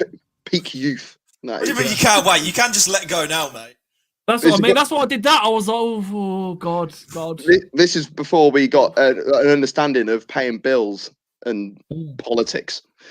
When life was good. You pay bills? Yeah, what? No. Now I'm like, if I ever see the wrestling, if I ever watch the wrestling and I'll see things like that, I'm like, oh, well, don't smash the glass. You've got to do that every night for a year. How much money are you wasting on glass? Just come out to the ring, mate. What are you doing? It just looks sad and depressing. Like, think of his mental health. Like, Yeah, all those fireworks you're setting off. Jesus, think of the carbon footprint, you maniacs. Like, what are you doing? I'm just thinking that pound no, stretcher. but you're thinking, blimey, ain't time. WWE Raw on a bit late tonight? Oh, I'll have to record. Oh, it is. Well, it would have been WWF yeah. then, so wouldn't it? It would have been WWF. Yeah, it's the pandas now. You can't get involved with the pandas. I still love that. There's loads of T-shirts made of it and stuff. Oh, with the pandas sitting with steel chairs. Yeah, man. Gas off that still. I might get that. I'll tell you what, I'm going to try and get it and wear it on. It's a great T-shirt, those. Shall we all get one? Right, I'll tell you what. Here's a question. Here's a question for us now, right? And this is to the chat as well, right? If we had a 30-man Premier League Royal Rumble, who are the 30 players you'd want to see in a Royal Rumble, and who is the player that would come out on top? And I'll tell you what, I'm going to say this now. I am banning any Adama Traore answers. But you even said it before I could finish my sentence. I'm banning any Adama Traore answers just because he's hench. Right. So I want to hear comments in the chat. Martin Skirtle, mate. Like fucking. It's not just Premier League now. Then. We'll do a Premier League history, right? But I want, 30 players you'd want to see in a Premier League battle, a Royal Rumble, and who would win it. I'm going to put two names. Diego Costa, he'd be a villain. Roy Keane, Patrick Vieira, they're going to fancy it. Right, so I'm putting a double in. The final two. I'm going to put a double in as well. I want to see Didier Drogba. Oh, shout. And I want to see Nemanja Vidic. That's what I want to see. I think Martin Keown would have a say. It would bore you into submission. There we go. We've got Vidic. There'll be a couple of times. You know how they always did in the Royal Rumble where there'd only be one person left in the ring and it'd be like 4, 3, 2, 1, and it'd be their nemesis that had come down. So it was just them two. We'd definitely get points where it was just Keane in the ring waiting for Vieira to come down, and Vidic in the ring waiting for Fernando Torres to come down, so you get sent off again. I'll tell you one player. So Fernando Torres can just knock it past him, score a winner. Yeah, red card. Yeah, off you go. You're out. Yeah. I'll tell you one player who would come in and think that they were all proper like arms hours, but get tonked out in about 30 seconds. That's Joey Barton. Yeah. Yes. He would come in. You know what? His music would hit. He'd take 2 minutes to get to the ring. He'd be giving it the big and like getting into the ring, like flexing, and literally be one of those people. He'd step over the ropes and get knocked back over the ropes straight away, and have to walk back past the next person. I'd like to see Ibrahimovic versus Van Dijk jumping through a ball. That'd be really brilliant. There's some good ones coming through. Ruddock and Vinnie Jones. Yes, Razor. Yeah. Is that going to be Ruddock now or? I was just about to ask. Is it be like Mark Henry or like Blubber? Is this Razor Ruddock in his prime, or is this Razor Ruddock that keeps being on can't pay, take it away because they keep trying to repo his cars? Are they? Yeah. Well, no, he was on Harry's Heroes. Like every season, he's like, I need to stop drinking, and he carries on. Ed, he was on can't pay, take it away, because he's got some flash little 20-year-old girlfriend that's like tits and blonde hair. Yeah, blonde one. Yeah. He bought her a car, and they keep coming to try and repo it, and he keeps being like, listen, you ain't taking it. Yeah, but then Paul Byhill's like, well, I understand the situation and stuff, so I've given him until Monday. Can't get hold of him for like months. Right, yeah, so, right. Prime, okay, Adam's cleared it up. Prime Ruddock, of course, not can't pay, take it away, Ruddock. I think Jason Cundy would fancy it a little bit, you know. Oh. Because he's got mouth. He's got mouth. He'll go for it. Oh, Wolves should have probably scored there. Is that Connor Cody again? I might be a couple of seconds ahead of you. I don't know if it'd have been offside there, but that would have been a good chance for Wolves. Yeah, I know. I'm saying this is the Connor Cody show. I've just got to say, everything involves Connor Cody. I've never watched a live game on Amazon Prime on my iPad before, and I didn't know about this stats by X-ray. Oh, the stats thing, yeah. But the problem is, I don't know if you were listening throughout the whole show. We've had loads of people watching. Genie! I'm Genie Wijnaldum. Genie Wijnaldum buries it top bins. Genie Wijnaldum. Woo! So yeah, Gav, we had loads of people complaining that. Oh, what a goal. There has been real problems with Amazon Prime's showing of tonight's game. They've been pretty poor. Yeah, I didn't even know it was on Amazon Prime. I was searching for it. And it went Me and Ed did that. Me and Ed were like, right, we'll sync up our times. Right, what Sky Sports main event. NFL, come on. and then we opened then we opened Minnesota. BT, and I was like, then we opened BT, and it was like live rugby, and we're like, right. And I made a joke before kickoff. I went, is this on Sky or is it on like Amazon Prime or Netflix? And then we're like, oh, it's on Amazon Prime. That's a great crack. finish. Wijnaldum's a joke, man. Like, he's so underrated. Whenever He's so underrated. Whenever he plays for Holland, he scores. He's just so good, man. He plays a different role for Liverpool because he doesn't have to be the goal scorer, but he's still fantastic. Like, he scores clinical goals. If you look at Liverpool, Wijnaldum goals, the Roma game. Yeah, he scored against Roma. He scored against Barcelona twice to win it. I'll tell you what, as well, scores at the big moments. Obviously, there's talks of Koeman wanting him at Barcelona. Listen, if I'm Wijnaldum and I'm seeing what's going on at Barcelona, I'd hedge my bets and just sit on the bench at Liverpool if I'm not getting game time. Like, I'd rather be at Liverpool right now than Barca. Talk about Barcelona. They lost. Can we? Oh yeah, they lost against Cadiz. Banter. Can we draft in a player from outside, like one player only from outside the Premier League to join this Royal Rumble? All right, so hold on. A WCW wrestler has been allowed to come in for the night. Okay, who are you bringing in? Yeah. He had to fucking make it official, didn't he? Yeah. Actually, I was gonna use Barcelona player, but I just thought about it, and you can't go there, man. I was gonna say Pepe. It's got to be Pepe. No. I decided to go elsewhere. Right, and I'm gonna go to Italy, and I'm gonna pick a Yugoslavian. Sinisa Mihajlovic. He's a footballer yesterday. Jesus Christ. Any black players in there? Done. Over. Lee Bowyer versus Kieran Dyer. Again, like I was saying, that'd be one of those where one of them's in the ring and they're waiting for the other to come down. And do you know what? Lee Bowyer versus Kieran Dyer, in Attitude Era style, they're supposed to be a tag team. One of them comes down and they're both like, we're going to get, there's both of us in the ring. We'll wait till the next person comes down and we'll eliminate them. And then while Kieran Dyer's back's turned, Lee Bowyer's going to pick him up and throw him over the rope and be like, bollocks to you. Here's one for you. This would not be a good fight, but I'm curious. Wilfried Zaha versus Marcus Rashford for taking his legacy. I'd be fuming about that. Rashford, because Zaha would be too busy shagging Moyes' daughter. Ben Thatcher definitely after the clothesline on Mendes. Oh my God, I don't want to think about that. Do you know what? Ben Thatcher probably up there with people that are going to win it. Catamole as well. Yeah, 100%. Yes. 100%. All right, Gav, going back to the Cadiz, right?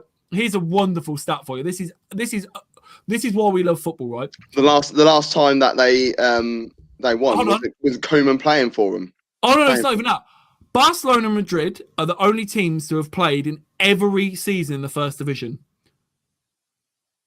Oh no, Atletico. Oh no, not Atletico. Sorry, Athletic Bilbao, Barcelona, and Real Madrid are the only teams to have played in every season in the first division. Cadiz have beaten all of them already after returning to the division after 14 years. Poor Cadiz. Wait, Cadiz were fifth. They're having a great time. They're going on the European tour, man. Well, open bus. Open bus, but in hazmat suits, like as much exactly. as it can be. Well, unless you Leeds. Yeah. One thing I do like is the fact that Barcelona are closer to the relegation zone in points than Arsenal are. Every cloud, eh? I love that. You've turned to another league to make yourself feel better. Well, I tell you what, they're doing worse in the Liga than we're doing in La Liga. Arsenal have never lost a La Liga game. Exactly. Barcelona have. Exactly. It's a bit like the situation with like Heskey. Oh, Emma Heskey would be a good shout in the ring. To be fair, he actually used to be quite. He's header as well. He's already got a wrestler's name. Heskey would fall on someone's knee and roll him out for a whole entire World Cup. John Terry Wainbridge. I don't want to see that. That's where like they've tried WWF. They've tried to be cutting edge with like a racism angle, and it's like it's too real, man. It's too real. It's like we know this guy's running a Confederate flag at home. It's too close. Like get him off. Like we don't need it. God. I will never forget. Yeah, when you talk about like finger on the pulse, and when people like think it's a good idea at the time or whatever, I'll never forget like mid 2000s and John Cena with his "I'm a gangster" shit was like was like the biggest thing in the company. So naughty, man. Oh, but he was wearing jorts, but his whole thing was like he was basically like an Eminem, Matt Wahlberg thing. But he was massive. And Vince McMahon thought, right, yeah, this is the one, like going urban, okay. And there was literally, I'm not even lying to you, you can go find it on YouTube. It was a pay-per-view. And Vince McMahon walks past John Cena and like gives him a white man, black man handshake. Yeah. And Vince, bearing in mind these are two white people, and Vince McMahon goes, "What up, ma?" No way. And just walks away, and it's like, and then it cuts to, because obviously you remember back in the day, there's the infamous promo of Booker T, like, "Hulk Hogan, we're coming for you." So then it literally, Vince McMahon says, "What up, ma?" to John Cena, and then the camera pans to Booker T, and Booker T stood in the hallway, and he's like, and it was like, even in the mid 2000s, Vince McMahon's thinking, "That's all right if I say the N word." Of course, of course it's cool. is. He's been hanging out with John Cena. With John Cena.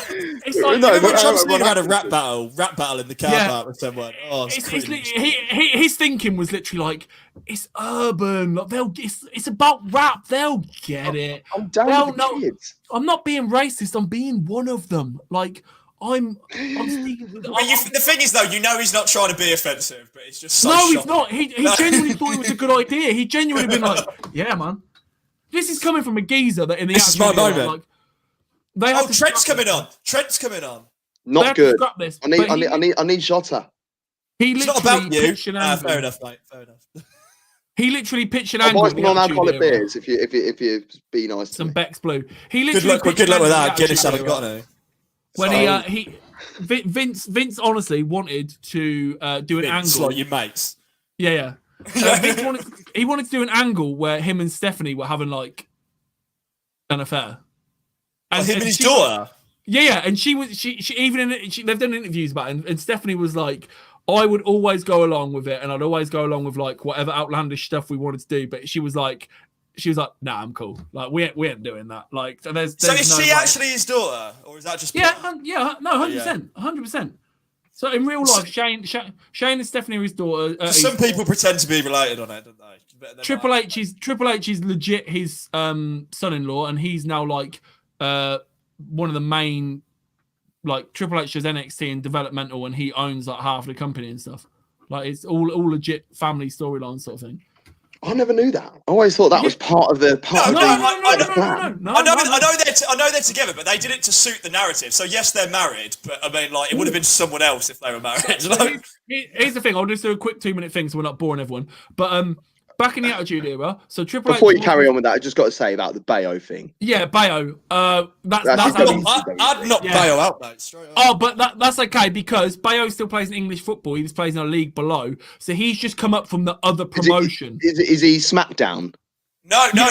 He's from the he's NXT. NXT. Yeah, he's from the I'm development. the loop.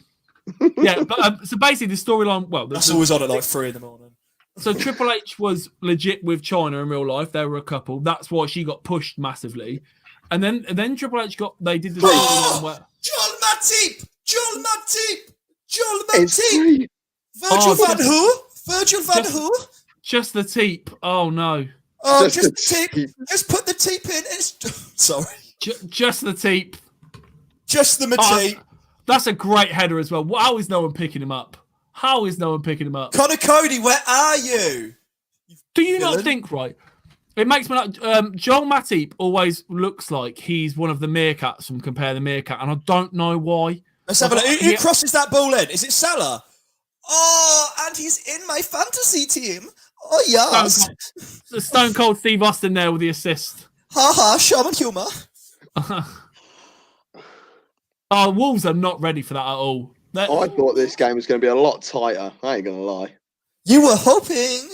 No. I thought Liverpool were going to win. I just thought it would be a little bit tighter. Oh, Ed just won £30. Sorry, I can't stop talking German. Zonal marking, man. Can't stand it. I don't want nothing to do with it. Let's bring Trent on. We're struggling to cross the ball.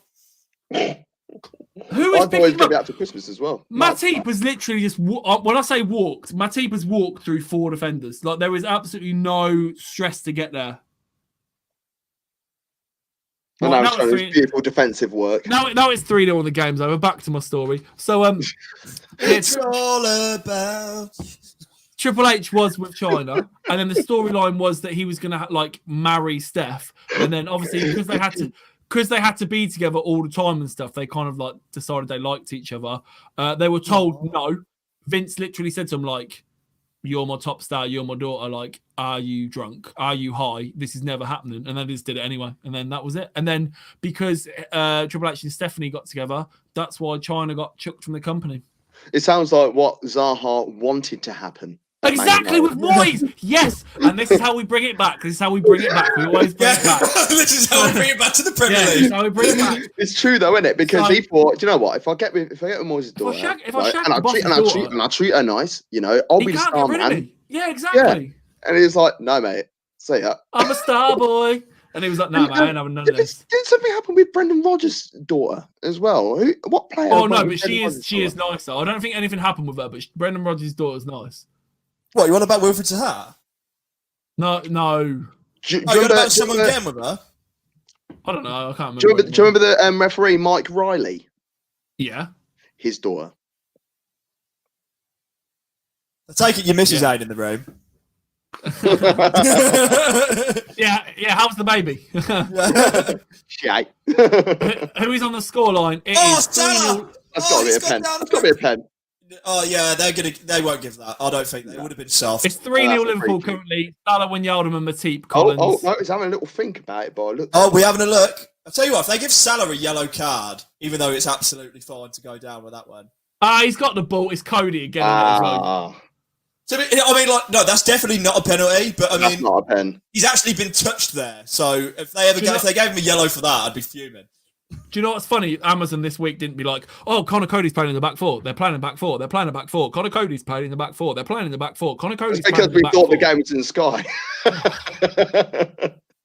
That's why. Like, dun, dun, dun, dun. I'm going to do my best news music. Dun, dun, dun, dun, dun, dun.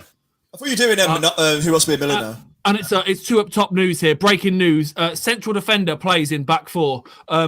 More to you as we get it. Hold on. I'm just being told that, yep, that is true. Connor Cody, who is a centre-back, is playing in a back four. We can't believe it as much as you can't. But listen, we're just being told the news. We're getting fed. Thanks, more to it as we go. Pogba and Sunez's daughter. I swear that was just for bants because they don't like each other. I swear it has to be because they don't like No, each other. because didn't he like chirps his daughter to get him? No, I don't think there was. I don't think there was any conversation. I think it was just people on Twitter, because obviously they hate each other. I think someone said, "Oh, why does Sunez hate Pogba so much? Is it because his daughter or whatever?" I don't know. But wow, Trent does brilliant, Scar. You can tell he's a midfielder playing right back. Yeah, when is he going to play centre mid? Like after Klopp's reign, he'll probably do it in the Gerrard era. But he's so good at right back. Right, I know he's coming. He's doing well at Rangers though. You can't fault him, and he's doing it in a much tougher league than Arteta. Sorry, Arteta just walks into the Arsenal job for being Pep's mate. Nip to the toilet. It is Rangers' year this year because Celtic are doing everything they can to just not win. Did they not win today? No, they drew again. Oh, so it's over now. Oh, Diogo Jota's coming on. Diogo Jota is coming on. Shot on target. I want to say Kilmarnock, but I could be completely wrong there. One single shot on target, and I'm happy. No, Diogo Jota is scoring. Is he coming on for? I've had Don't be Salah. Don't be Salah. No, Celtic drew 1-1 with St. John's. It's Bobby. Salah's still on the pitch. I've had such a lovely weekend via our pals over at SB. So literally, just to top it off, it would be wonderful just for a single shot on target. I don't want anything else. I don't want anything else, please. I'll do anything. Please, just do it for me. That's what Charlotte Buff would say. Just do it. Just do it. Do you know Sky Bet always sucked me in with one bet. Every time Sheffield are drawing or they need a goal, they always bring Rhian Brewster on the 70th minute, and I always go Rhian Brewster to get a shot on target. Do you know what it was for a £10 bet? you get £50 return for a shot on target. And I was like, surely he's going to. 4-1 for a shot on target for a striker. Yeah. I put a tenner on it. Do you know what the odds were for Benteke to get 2 or more today? It was ridiculous. 50-1. 50-1. No, 2 or more shots on target was something like 3-1. Benteke, I'd have had 50-1. The guy. I bet loads of people have done that probably. One of his goals was absolute sexual. The last time Benteke scored a goal was the exact same day that the old lady dropped that gem into the ocean on the Titanic. Like, I just can't. I just don't want to hear about him having 2 shots on target. The fact he scored 2 goals. Like I said earlier, West Brom. Jamie Vardy saved me late today, real late today. Did you have whack on Vardy? No, I'll tell you what I had. I couldn't believe it. Going into that game with both teams' form on Bet365, because you know it's the 2-0 payout. Yes, mate. Sky Bet had Leicester at 19-20.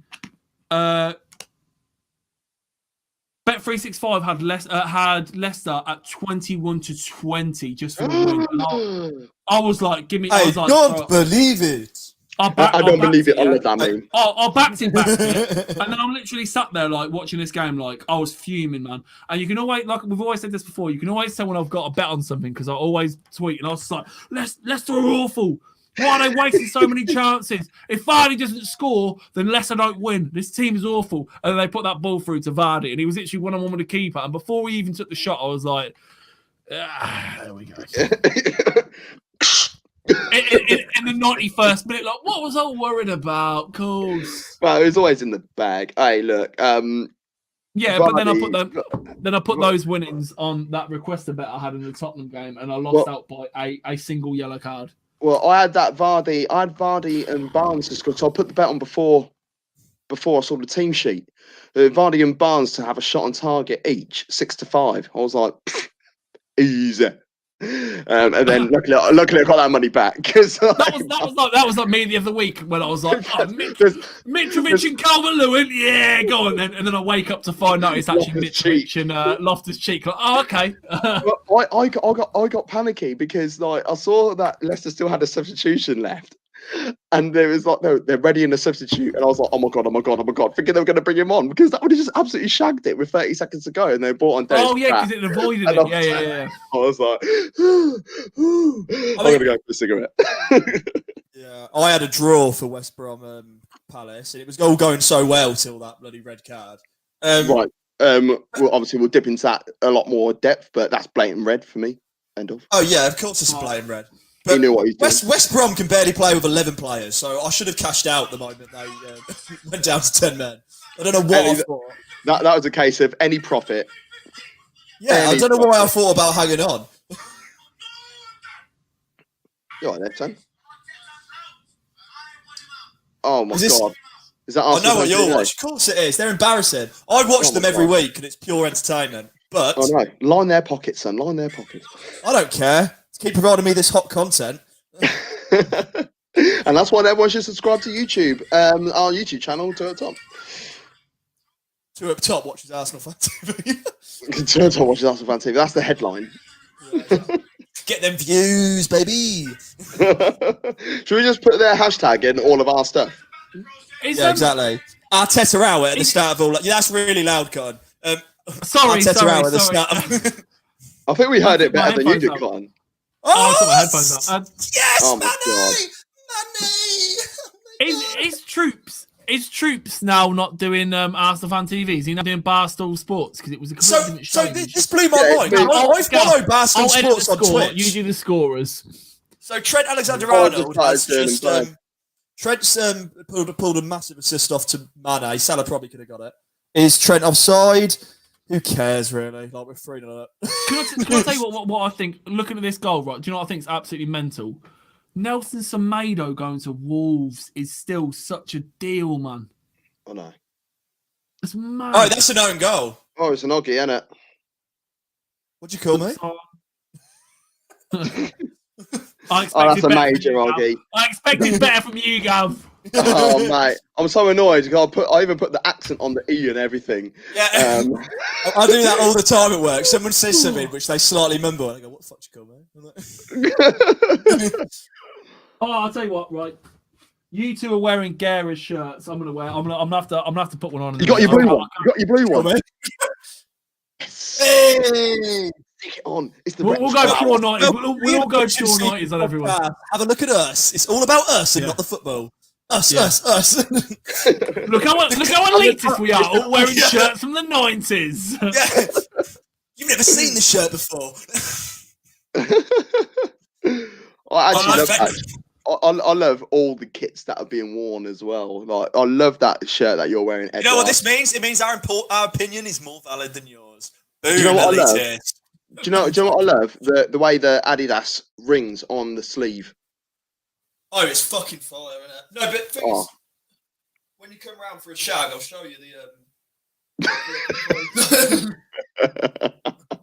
Honestly, mate, it's got so much detail on. It's incredible. I'll never wear it out.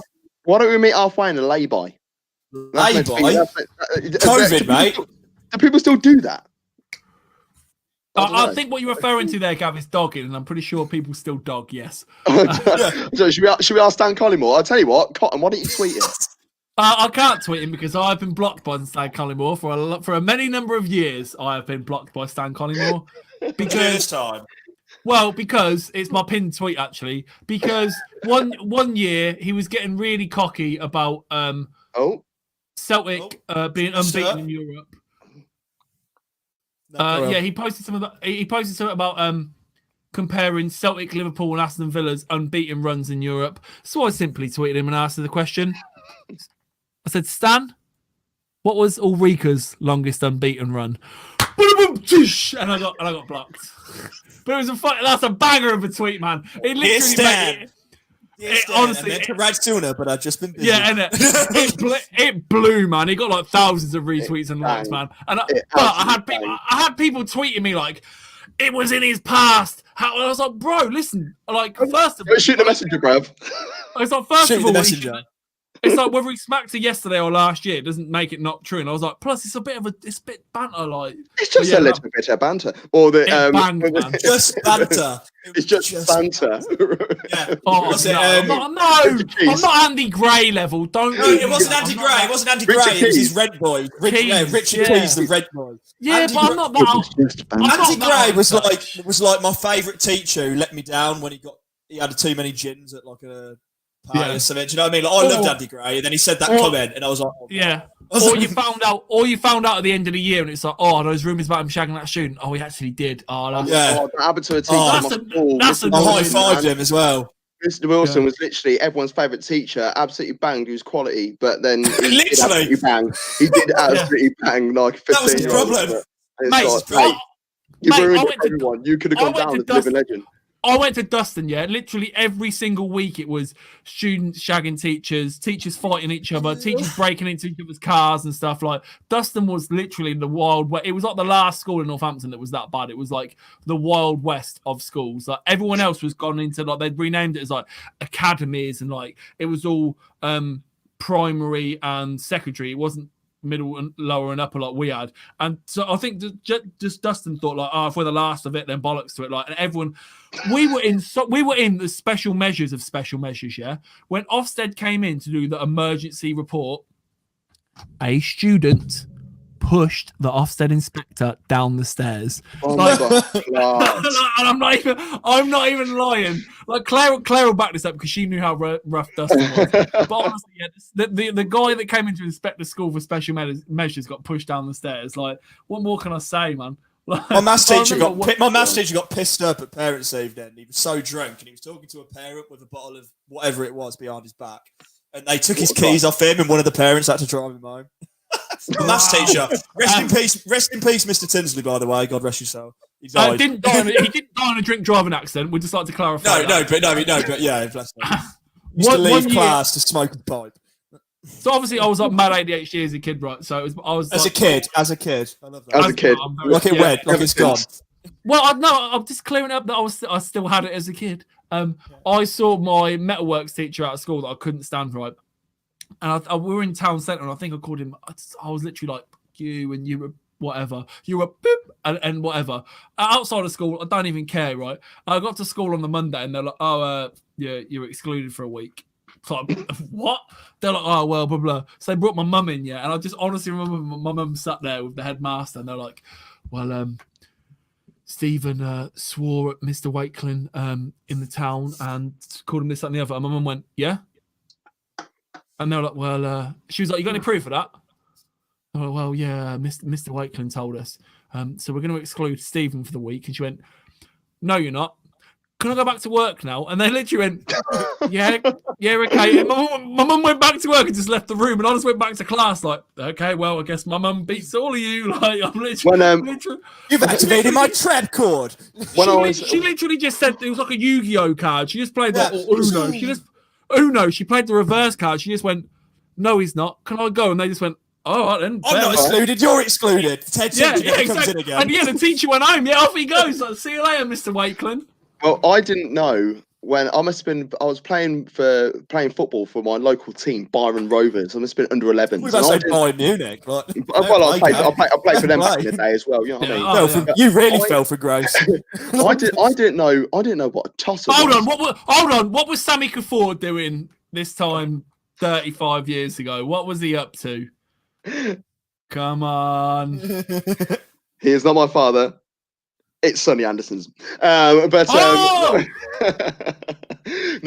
didn't know what a tosser was or what a tosser meant. And I remember we were training, and well, I might as well have at the time. And the gaffer, his son, was one of our coaches as well. And like, he must have messed around or something in training, and goes, "Oh, don't worry about it. Just call him a tosser." Anyway, we're walking down Martin's, Martin's on Kingswalk Front. Yeah. I'm walking past there with my mum. I was like, "Oh, there's the guy from training." I was like, "Oh, you right, tosser?" He was like, "What the fuck? Don't call me that." Like, you know about what? About White Elephant? Like, no, down Kingswalk Front. No, like the KFC is. Yeah. Yeah. I was like, "Hey, tosser, you all right? How's it going?" I didn't have a clue what a tosser meant. Do you know what I mean? I was like 11. Do you remember that Blockbuster? Oh, mate. That was the Blockbuster for me. When it was still like, it was just the front and it was Blockbuster, Blockbuster Waitrose. Yeah, man. That was, it's a knockout was there. And as a kid, it was a gift. And off the peg. There was an It's a Knockout as well because it felt so exotic because I lived in like St. James, so we had the It's a Gift there.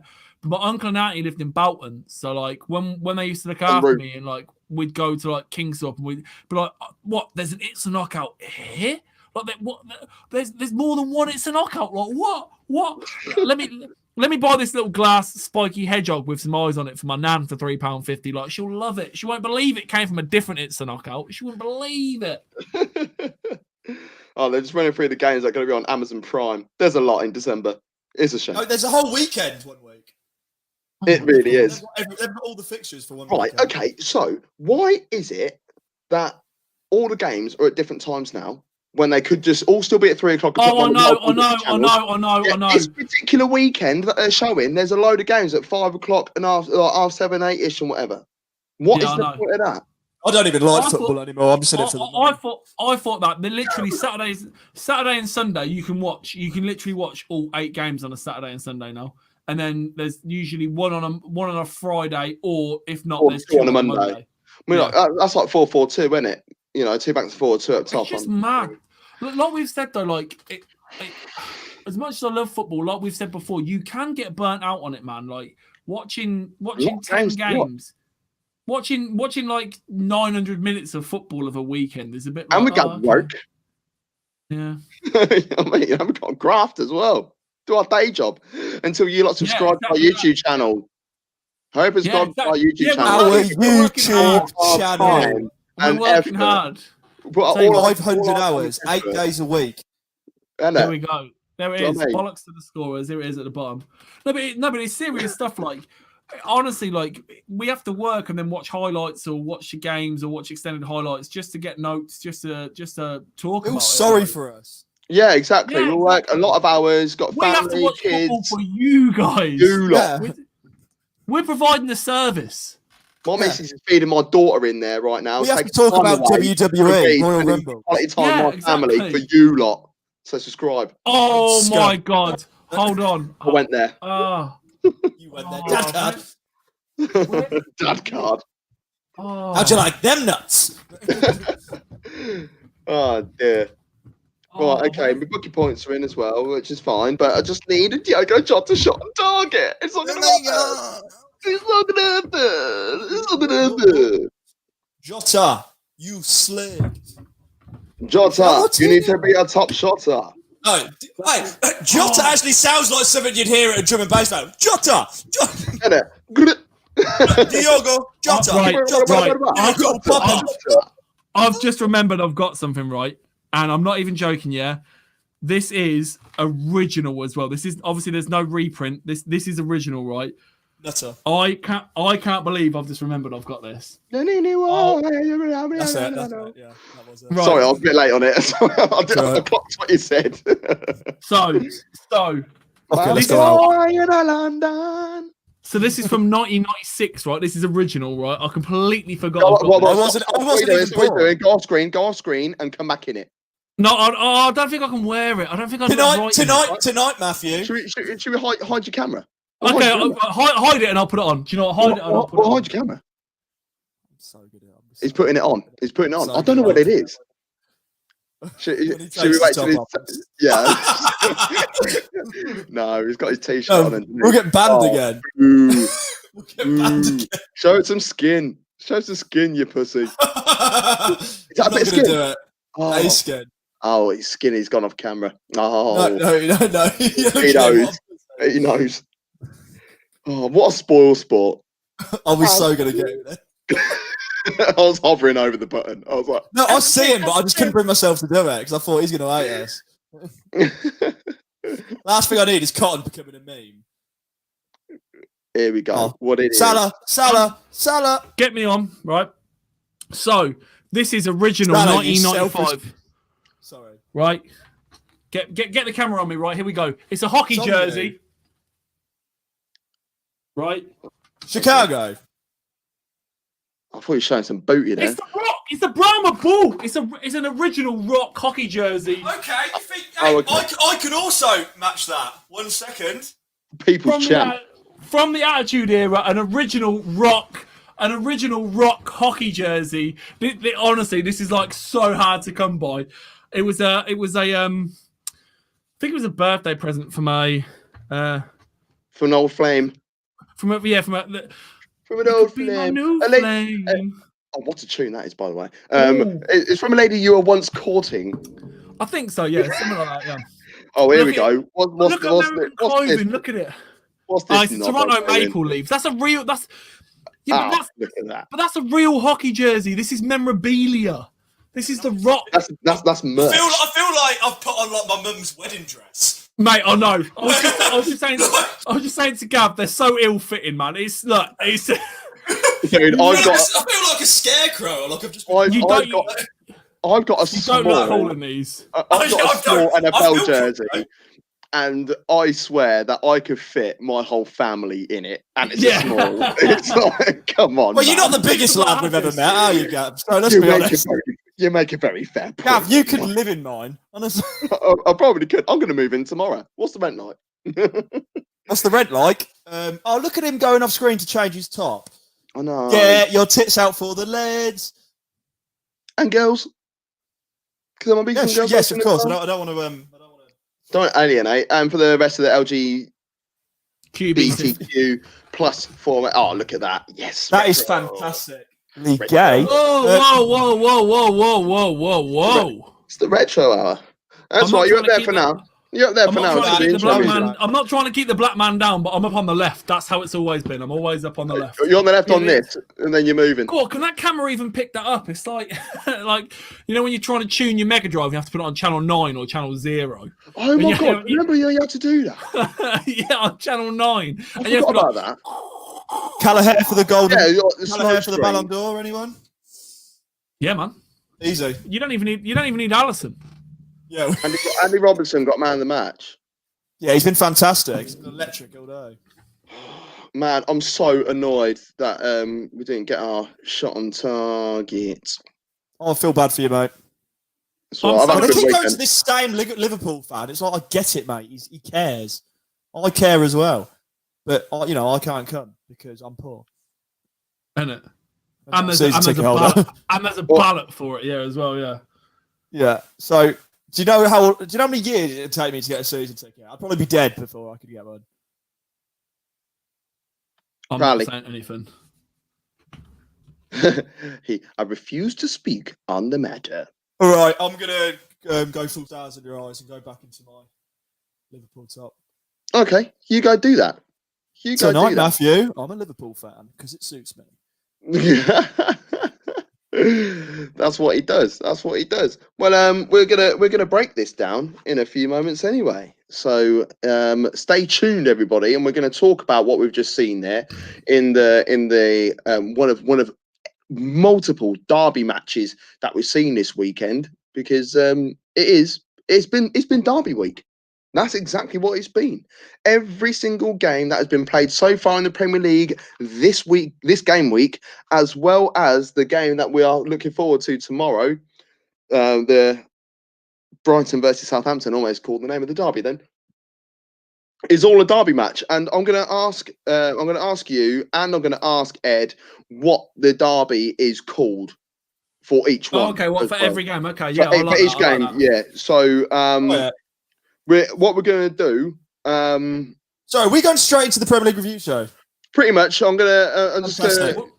We need to break for a second, though, don't we? So no, we don't. So it sees it as like two separate shows, don't we? Yeah. I'm going to put the music on. Yeah, and then change the backgrounds. But before we do that, I need to edit a couple of bits as well. So sorry, I was so mature. You're going to do your hair? Did you say? No, yeah. Sorry, that's what I said. Yeah. He's got a hat on, but he wants to do his hair underneath it. He wants to make sure it looks like a slick, smooth. Hey, clocked it the old yeah. It's all about us. Only we have a cool manager. All of you suck. I don't know. I'm trying to be the Liverpool fan you want me to be. I don't know. I've got the Fire Stick. I can put Netflix on now while I'm listening to YouTube and pretend that I care. Oh, that's good. Wow. Don't worry about it. I wish you'd actually cared instead of about tossing it off. Anyway, Cotton, invite me to Cotton Warzone. Yeah, sound. Yeah, I'm dropping into the dance right now, mate.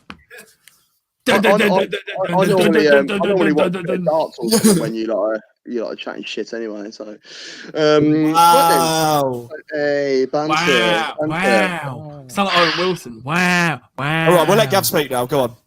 So, should we go into the review show? Yeah, let's do it. I think we should.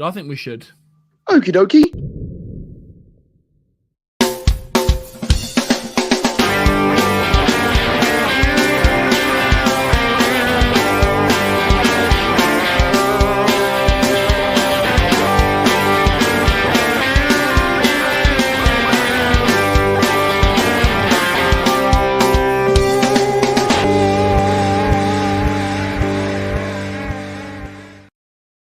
Hello and welcome to the Premier League review show with myself, Gav Mack, Stephen Cotton, and Ed Hall. Hello. Good day, sir. Yeah. So that was only you can get away with doing that though. I don't feel like me or Ed could go hello. It's double standard. Not fair. It is what it is. Sorry, boys, but I'm gonna have to move over. I just feel more comfortable over here. Ooh, there we go. Right, have a good show, lads. I am left-footed. I'm left-footed and right-handed. Okay. I'll let you go. Yeah, I'm a weird guy like that. I'm left-footed and right-handed as well. Yeah, there you go. Exactly. Just right foot. He's just making a excuse. Pretty much. You can let him get through the intro. We're just not letting him get through the intro. You can subscribe to the YouTube channel, www.youtube.com/2atopfootball, and you can follow us on all social media: YouTube, Twitter, Facebook, Twitch, Instagram, etc., at 2atopfootball. Now, boys, of course, did you know you could put 2 at top into Google? Our name comes up first, but did you know that all 9 game week fixtures are derby matches? You're joking. Yeah, you sprung this on us earlier. I've been thinking about a few, so I've got a few in mind. Okay, I've got the game fixtures up on my phone, so we're going to start, presumably, from the beginning. Can me and Cotton work together? We're gonna go backwards. So we're gonna start. We're gonna go with the game that we've just seen and work our way backwards. I love that sound. So there was two derbies in this one. Yeah. So are you guys gonna? Oh, Work well, you together. already. Yeah. So We'll take turns. We'll take turns. You're So my I'll say one, best and I'll say the friend. other. okay. So what was this derby that we've just seen? This derby was one of them was the Diego Jota's derby. Diogo. Diogo, tomato. I'm not Mexican, right? Ed, it's your go. It was also the Conor Cody derby. Correct. That was the derby match that we've just seen. ding and sound effects. Yeah. Oh my god! Oh, when we go to OBS, we'll be able to do that properly, won't we? Yes, we will. Yes. So, there you go. Liverpool 4, Wolves 0. Ed, you're the Liverpool fan, so talk to me about that game. What do you think? I was expecting a closer affair. I will say that I actually was confident going into this game. I think we felt the mood lift amongst the fan base when we got that 1-0 win against Ajax. It meant we had a break. We could play a weaker side. Again, I thought we were going to have some injuries tonight, but it went the opposite way. Curtis Jones went down for a second, got back up, and then we were able to bring players like Trent back in, Naby Keita. I'm feeling very confident now. I'm feeling much happier as any fan would after a 4-0 win, but we look sharp again. Wolves obviously had some half opportunities, but I wouldn't really say Wolves did anything. I think it was more the Conor Cody show. I'd be interested to know what you think on Conor Cody's performances today. Yes, you know how I feel with that. Honestly, I'm the same as Ed. I thought this was going to be a tighter affair. It was a stroll in the park, man. It was a stroll in the park. It was the Conor Cody show for all the wrong reasons in the end, to be honest. The first goal, I can only imagine the first goal. He's taken a horrible first touch and literally put Salah through himself. I think he thought he had all the time in the world. That's what it was. He had no time to chest it down or something. I think he thinks he's laying it off to Bolly. I think he's like, rather than trying to take the touch and bring it down for himself, I think he's knocking it on to Bolly. I think he thinks that's what he's doing. Because if you honestly, if you watch it back and you see it, that's what it looks like he's doing. It looks like and even when the goal goes in, you can see he kind of not motions that it's Bolly's fault, but he kind of goes like, oh, like that was what I was trying to do. But yeah, so also just before half time, he was involved again, wasn't he? Oh God, yeah. So it's 1-0 at this point, and it's just before half time. It's a very critical stage of the game because if Wolves are able to pull one back, it makes the whole game a completely different ball game. Changes the team talk, doesn't it? Massively, and he's gone down by from a challenge. Was it from Matip? No, it was from Sadio Mane. No, it was from Mane. Okay, yeah, so challenge quotation. Challenge. Yeah, so referee on the whistle, bosh, penalty. And personally, when I watched it in real time, I thought that it was actually handball. That's what I thought. Like it looked like the ball has skipped up and actually hit Cody's hands. I thought it was a high kick, like he kicked his head. And then I looked at it again. It looked like a high kick. Yeah. And then I was thinking, it might be a similar situation to what happened in the Brighton game. Just kick the bottom of his foot. And then you watch it from the third angle, and it's like, you can't be real. You can't honestly be looking for a penalty from that. No, well, honestly, I saw it and I thought, I'm the same. Obviously, I got conned, the same as the ref got conned. I saw it in full speed and I thought, oh, okay, he's gone for the overhead in his own box for some reason. And like I said to you, Ed, while we're doing the watch along, I was like, if you're going to get penalised as an attacking player for trying an overhead kick these days because someone's going to stoop their head low or whatever, that's the risk you run. So I was instantly like, oh God, like why has he done that?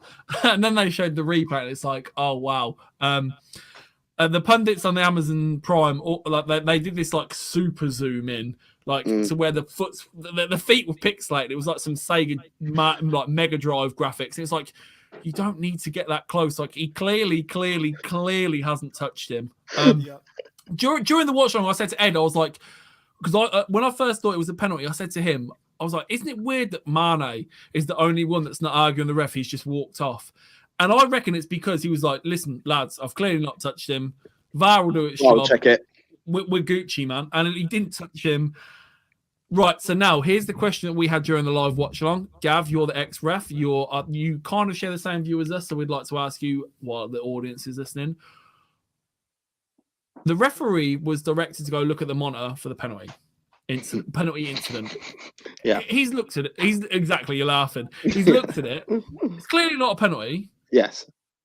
Why does the referee not then book Cody for what is that's not been happening in any situation where the referee has been overturning a decision. They haven't gone back and booked the player for a dive or simulation, and that winds me up. It's funny that they can upgrade yellows to reds, but they can't offer a yellow. It's almost like they're told the VAR, you can only offer a red in whatever situational scenario. So if you give a red card to a player and you think it's not a red card, technically you're only meant to give nothing, just a free kick for a penal foul. You're not even meant to downgrade it to a yellow.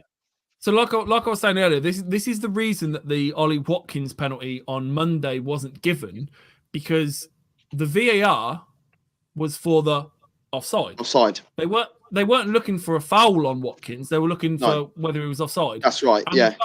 And the problem is, like, they spent so much time and effort worrying about whether he's offside. They haven't checked to see if he's fouled. If he's fouled or not. And that's the same with today. Like, surely if the referee goes, if it's VAR, right? If VAR, it's like VAR can only look at one decision. Yeah, if it was done like rugby, right, and the referee doesn't see the replay, and the guy in the office says, listen, it's not a penalty, he hasn't made contact with him, then fair enough. Then the referee can just go, right, no penalty, play on. But the fact that the referee's gone and looked at the monitor, he can clearly see he's made no contact.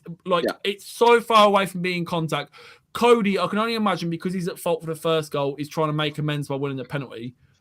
So he's dived. He's literally there's about that much difference in it. Like, if you can't see this, it's about a foot difference between where Mane's foot is and Cody's foot is. It's so how has the referee seen that replay and not gone, oh well, that's a dive? Or but you can because I think he has. But that's the thing. You can't offer a yellow card off the back of a VAR decision. It's red goal, pen, nothing. Okay, no, I'll have to question that. So how come midweek? No, I agree with you. Fred was not sent off, but he was booked. Well, that's UEFA. This is FA/PGMOL. So we're not even playing the same rules as we do. Well, they don't when you go in different places, in different countries and stuff, and that's why the whole thing's flawed. We'll have another chat about that another time. I swear to God, because I swear I could talk about that forever, bruv. Yeah, Wolves didn't get the penalty, thank God, because it wasn't a penalty. No, but one player who scored an absolute worldie was Gini Wijnaldum. What a strike that was! Honestly, it's interesting. It's interesting the fact it is Gini, because obviously anyone who's been following Gini Wijnaldum's contract situation, it looks like he will be moving on at the end of the season unless something gets resolved, and it will be on a free transfer. He's happy at the club. He gets on with everyone. We've offered him money. He's been everything about Wijnaldum is positive. We're happy with him. There's no negative impact towards him. He's still turning up and playing like he's got a 5-year contract at Liverpool. That's because he's professional. That's exactly. He is, I love Wijnaldum. I want him to stay. I think I want him in midfield with Thiago and Henderson when the time comes. Depending on the game, I want Fabinho if it's a defensive unit. You understand what I'm trying to say? But Wijnaldum's I think he wants to leave. I think he wants to leave because he is that much of a professional. I obviously the playing time that he's been offered isn't first team starting every game. And I don't think he is one of those players that's happy to sit on the bench or happy to be a bit part player. He wants to play football. What is he now? 28, 29? 28, 29. 29, I think. So he's literally hitting the peak of his career. Incredible footballer. We said this the other week on the show. Every time he plays for Holland, he scores. Every time he plays for Liverpool, he'll give you a decent performance. Okay, he might not score or assist, but you can be guaranteed. You don't have no. What you said there, that actually winds me up. Actually, Cotton. Oh yeah, but he doesn't score or assist. I know I'm agreeing with what you're saying, but that's what it winds me up with every football fan. If you go on Twitter and you go on like Facebook and Instagram, whatever, and you talk about a particular player, and they're like, "Well, how many goals and assists did you get?" You don't have to have goals and assists in your game in order to be a good player or contribute to your team. Led to assists? He's appreciated at Liverpool, and if he chose to go to Barcelona to play under his former coach, we'd be happy for him to go as long as he was doing what he felt was. Definitely. Yeah, I get that. But if it was me, I'd be doing everything to get him to stay. But obviously, he wants. He's not. He wants a new challenge.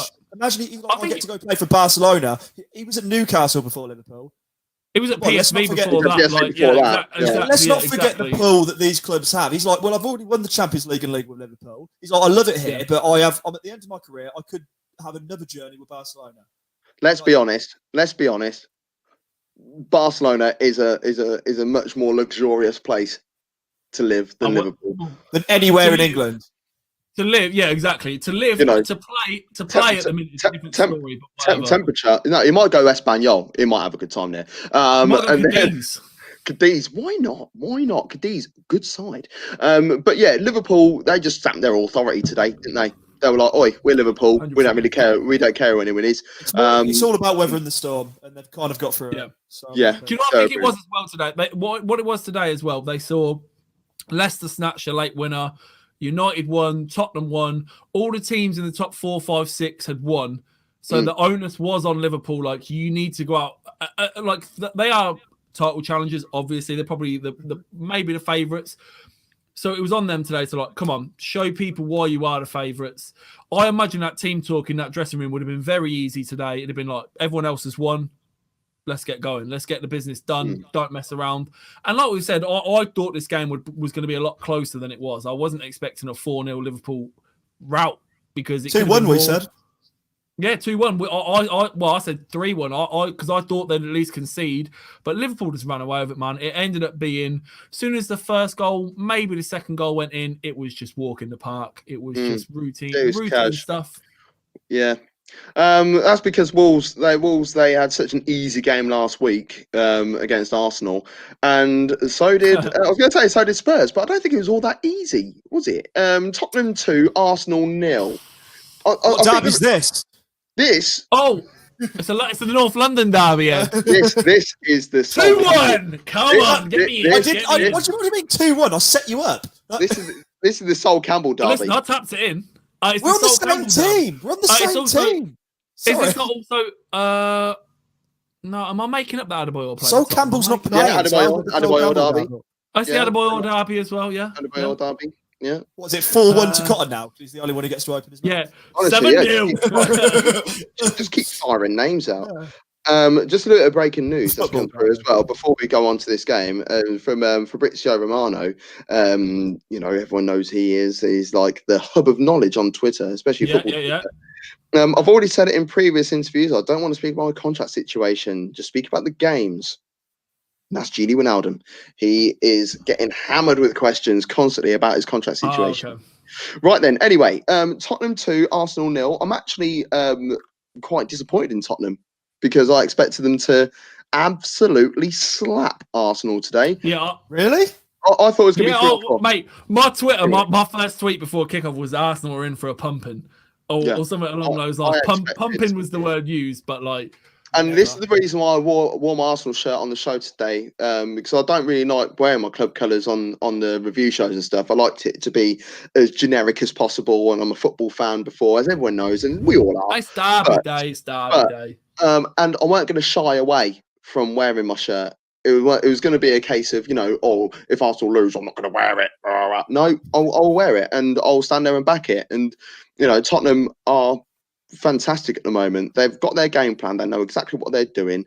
If you look at both the goals, they came from Arsenal attempts or are about to have an attempt on goal. And the first one was a great move linked by Harry Kane. Obviously, they had to bang on about Harry Kane, about the movement, rather than the finish, which is goal of the month contender, alongside a couple of others that we'll be talking about later on today, involving a team that one of us supports in the top right. I felt very political when I did that. You're talking very political, Gav. What's your agenda? What my agenda is that I'm really upset, actually, frankly. And I just realised there's a Carly Cannon in the background. But Son's goal, beautiful. Wow. Absolutely beautiful. Oh, unreal finish, man. Like, for those of you who follow me on Facebook or follow me on Twitter, I literally said it. I literally said it. Yeah, exactly. Yeah, I literally said it tonight, and I'll say it tomorrow, and I'll say it again forever. Like, genuinely, if you don't think Heung-min Son's world class, like, I don't think you understand what football is. I don't think you grasp what football is. Like, the guy's a joke, man. Like, I don't want to hear the only like criticism you can have from Arsenal is defenders maybe backed off him a little bit too much. But then you could also say, if you put too much pressure on him, there was players available. He could have played a pass in behind. Like, you just don't expect, even a player of that quality, you don't expect someone to tuck one in for 40 yards with a nice curl and effort to the top. I didn't expect him to shoot from there. I do. Leno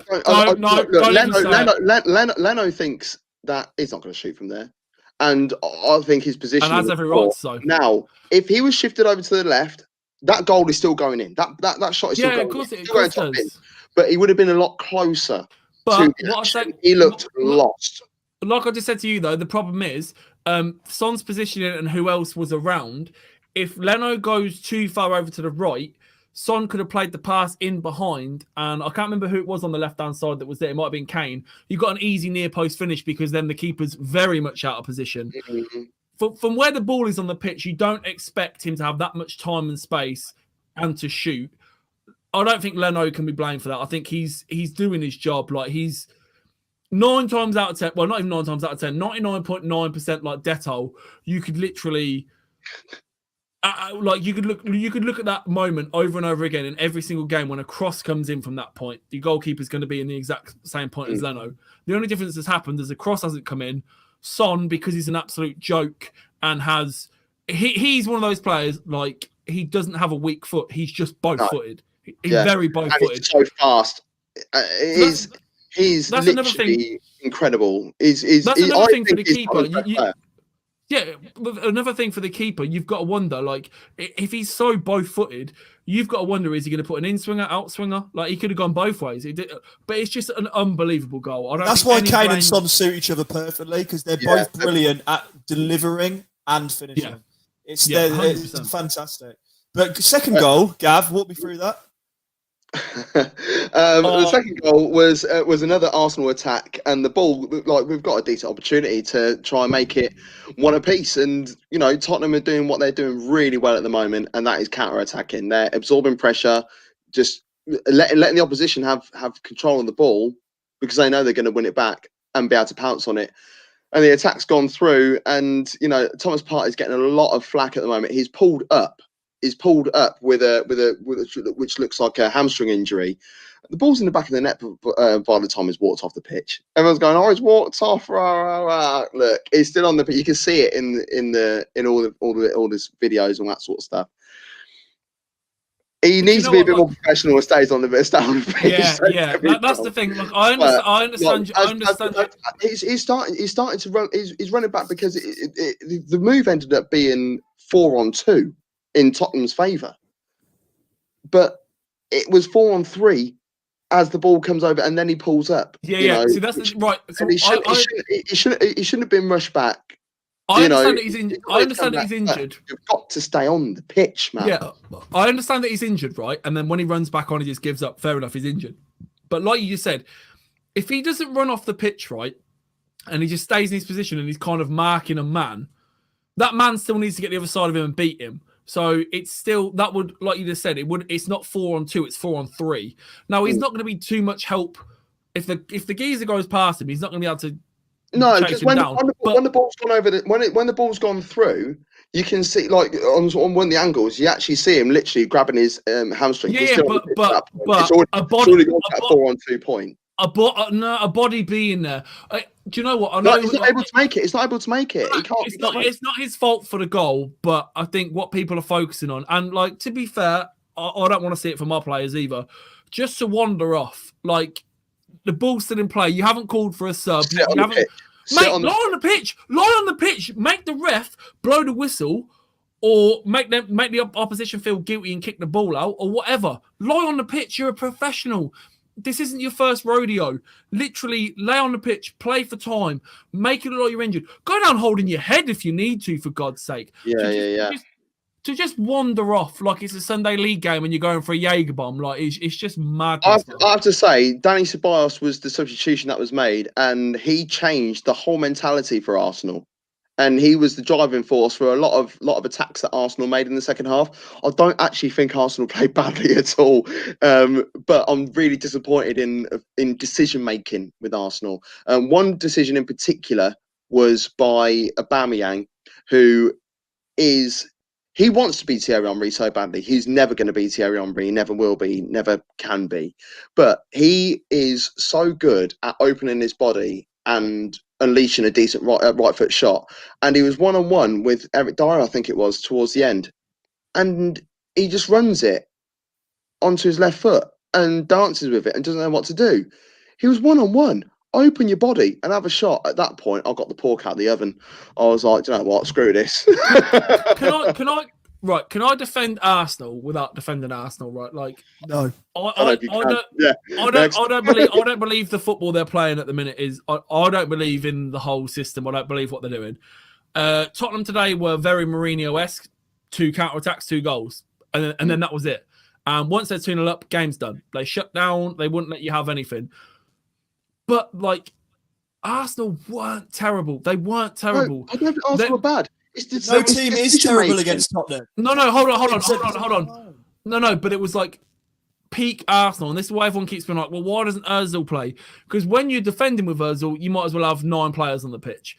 Like, when he does play, yeah, don't get me wrong, he can find a pass. Podcast for audio only, I'm Gav and I'm nodding with what Cottons.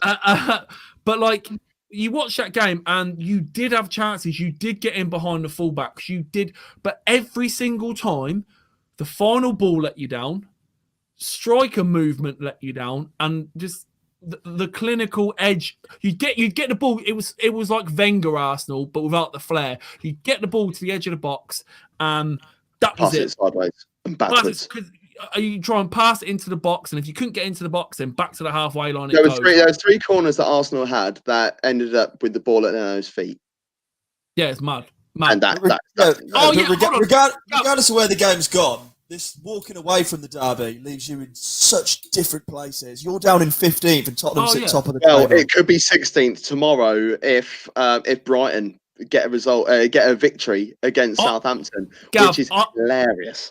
I don't want to be that guy, but this is where Mind the Gap has never had more of a emphasis ever between the two. I know, but we do have to remember just slightly that it is just the beginning of December. I can't see anything changing at Arsenal. I can see the gap getting wider. Don't get me wrong. I genuinely can see the gap getting wider, but it is still very early.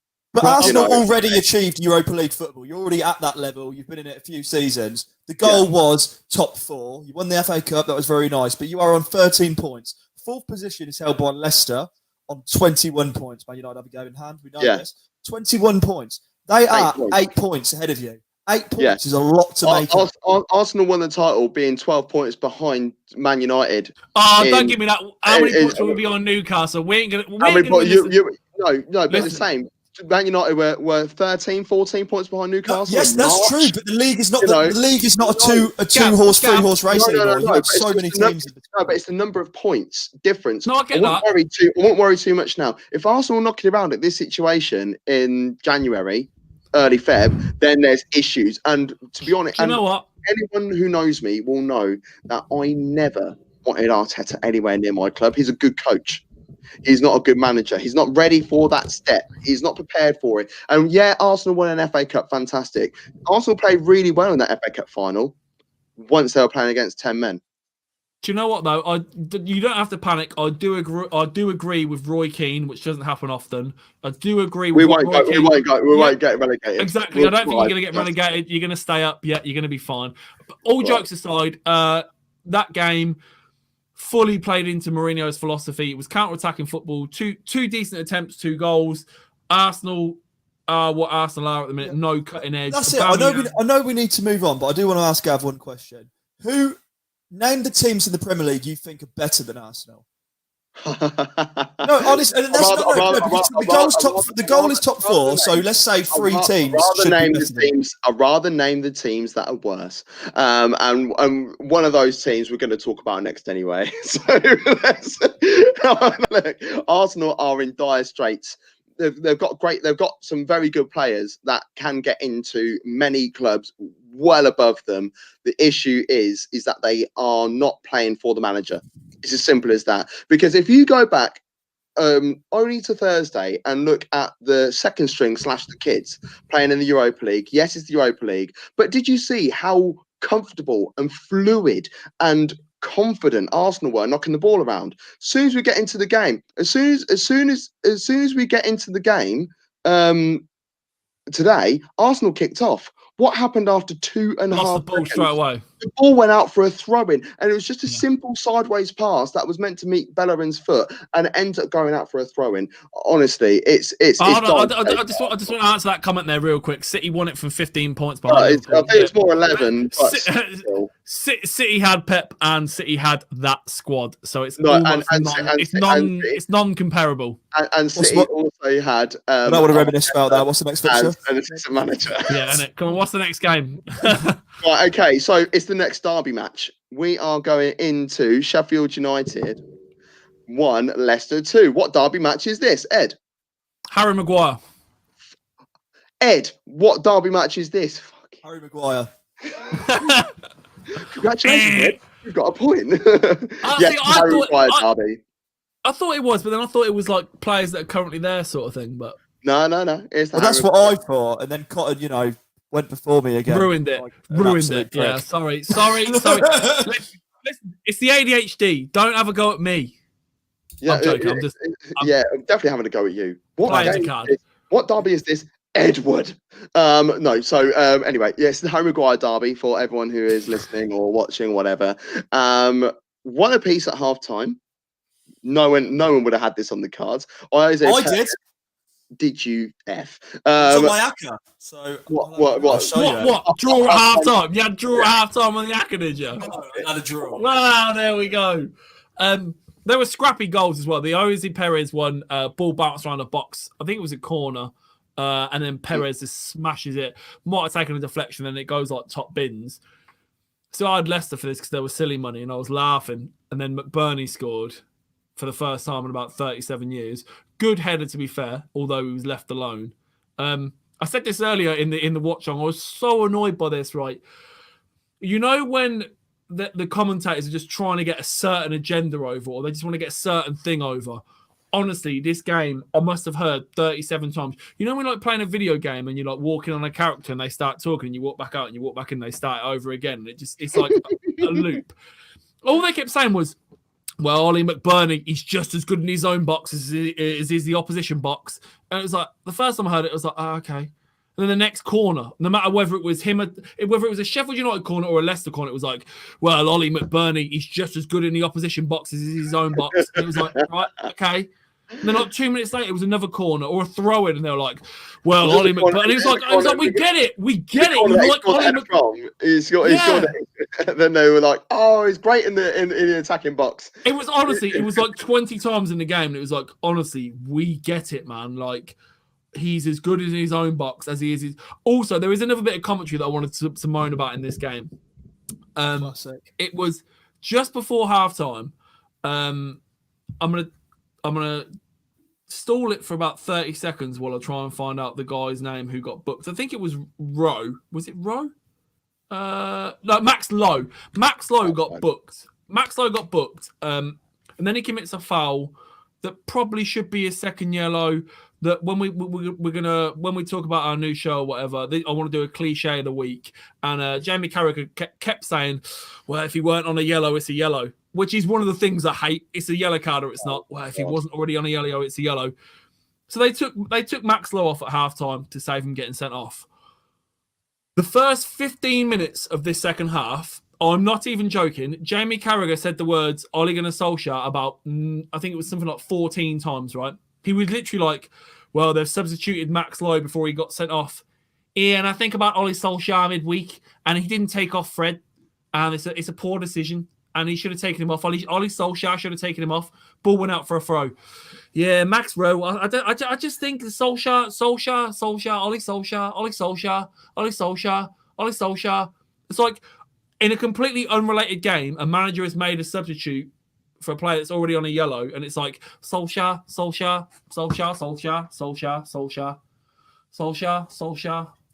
Solskjaer.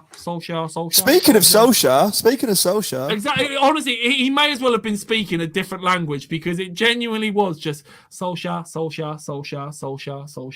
It was driving me nuts. Like, why are we moving on from the Leicester game? There was still another goal. But yeah, it was honestly, it was just, ugh.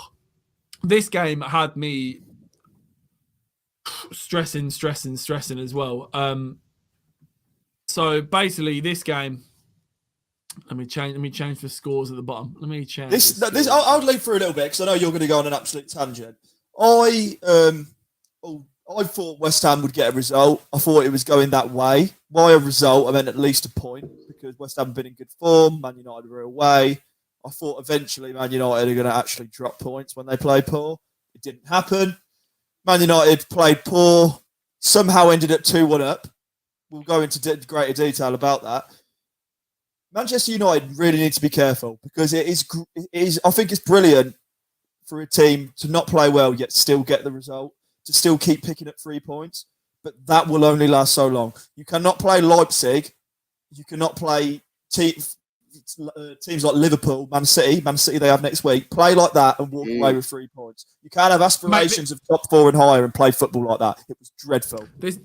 This is exactly what I was saying about the Tottenham one, about Mourinho. Like, it's all well and good playing counter-attacking football, but there will come games where you get unstuck. Like Arsenal today. If you had better balls into the box and you have more clinical players, it's 3-0 before Tottenham even scored. Do you know what I mean? And the exact same happened in this West Ham game. It's such a false scoreline.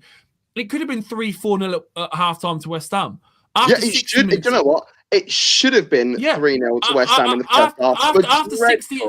After 60 minutes, it could have been 5-0. Haller literally rounds the keeper and falls over in the box. Like, it's all well and good, like you said. It's all well and good grinding out these wins. But how many times can we keep, like I was saying about the Mourinho Tottenham thing about counter-attacking football? There's gonna come games, where we go 1-0 down to Burnley and we can't break them down, and that is it. That's the game over. But the first goal was Souček. Again, like, we want to talk about poor officiating. Souček, I think it was literally about 10-15 minutes in, literally 2-footed from behind, scissors McTominay, sandwiches him in, like, his knee goes all sideways and stuff. And just because of how early on in the game it is, the ref's like talking to him like, okay, well, next. It's like, no, book him. Don't worry about what minute the card is on. Book him. It's clear foul. Nico Williams got booked in 2 minutes today. Exactly. I don't dig the time on that one. I think that's something that the commentators and media will always spout to make out. They don't want to give it because it's so early on in the game. If the referee on that day doesn't feel that it's worthy of a card, they won't do it. Or if it feels that their match control will be hindered by giving a card at that point, did you see the Souček challenge though? Yeah, I did. Yeah, that's horrible. I'll go yellow.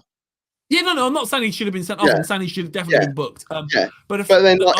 It's all about angles and aiding match control as well. So if you could give a card in the first minute, if you think that is going to help stamp your authority on the game, then so be it. Exactly that. But sometimes you can already tell from before you even blow the whistle to start the match, you can tell straight away that an early card won't make a difference to how hot these people are going to be.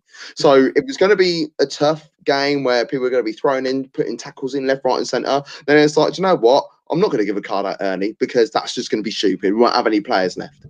So you have to gauge it, and you have to work out when to give the first card and that sort of stuff. It should have been a yellow card. Right, I just need to, because I have this. We all know this on the chat. If you follow us on the channel and you watch us, you know I have this like irrational hatred of West Ham. Like, it's not a David Moyes thing. I genuinely can't stand West Ham. Like, they circle the drain every year. They have this air about them. They're a family club. They're not. Like, I just remember the time they bricked and bottled the United bus. There was kids on people's shoulders there, and they were like, "It's the David Moyes derby." Before Cotton gets a word in edgeways. There we go. It's also the Rio Ferdinand derby. It's also the Rio Ferdinand derby. Too late, mate. I won. Well, I'm getting a point in there as well. It's also. It's also. I've got one. I've got an even better one. It is the Jonathan Spector derby. I've got a better one than that. It's the Carlos Tevez derby. Nah, Jonathan Spector's pulled it out of the bag. Spector's pulled it out of the bag. Bro. Let's have a look at there. Well, the main one was the David Moyes derby. No, Jonathan There's one- Spector. there's No, one- I pulled out the bag. Anyway, that is good. I do like that. So I have this irrational hatred of West Ham. They went 1-0 up through Souček. It was just really sloppy again. Like we just seem to, every time we get a set piece, we just switch off on the second ball. Souček steals into the back post, taps it in, whatever. I had to go to work at the end of the first half, so I'm absolutely raging. Being the absolute scumbag that I am, I had money on West Ham to win, so I was like, okay, whatever. Like, if I'm gonna be, no, I was literally like, if I'm gonna be pissed off, then I'd rather make some money on it because they were like 3-1. So I didn't actually see. I saw the goals come in, but I didn't actually see them until I got home and watched highlights. Now I didn't even just watch Match of the Day. I watched the full game again because I'm a sucker for punishment. First half, absolutely terrible. And did you laugh when you saw that Cavani was taken off at half time? Yeah, 100%. I was raging. You know I hate Cavani for personal reasons. But I was raging. I was like, what? You're trying to win this game and Gav, you're taking off Cavani. Gav, you know I didn't rate Cavani. Well, not that I didn't rate him. I thought he was a stat padder. But like, that's a different story. But then it's one of those things. I saw Bruno came on. I was like, which was needed. I saw Van der Beek go off, and I was like, oh, okay, I don't know about that. Because I'd seen the first half and I saw how awful Pogba was, right? So first half, Pogba literally looked like he was playing Sunday League, strolling around, being his arrogant self, whatever.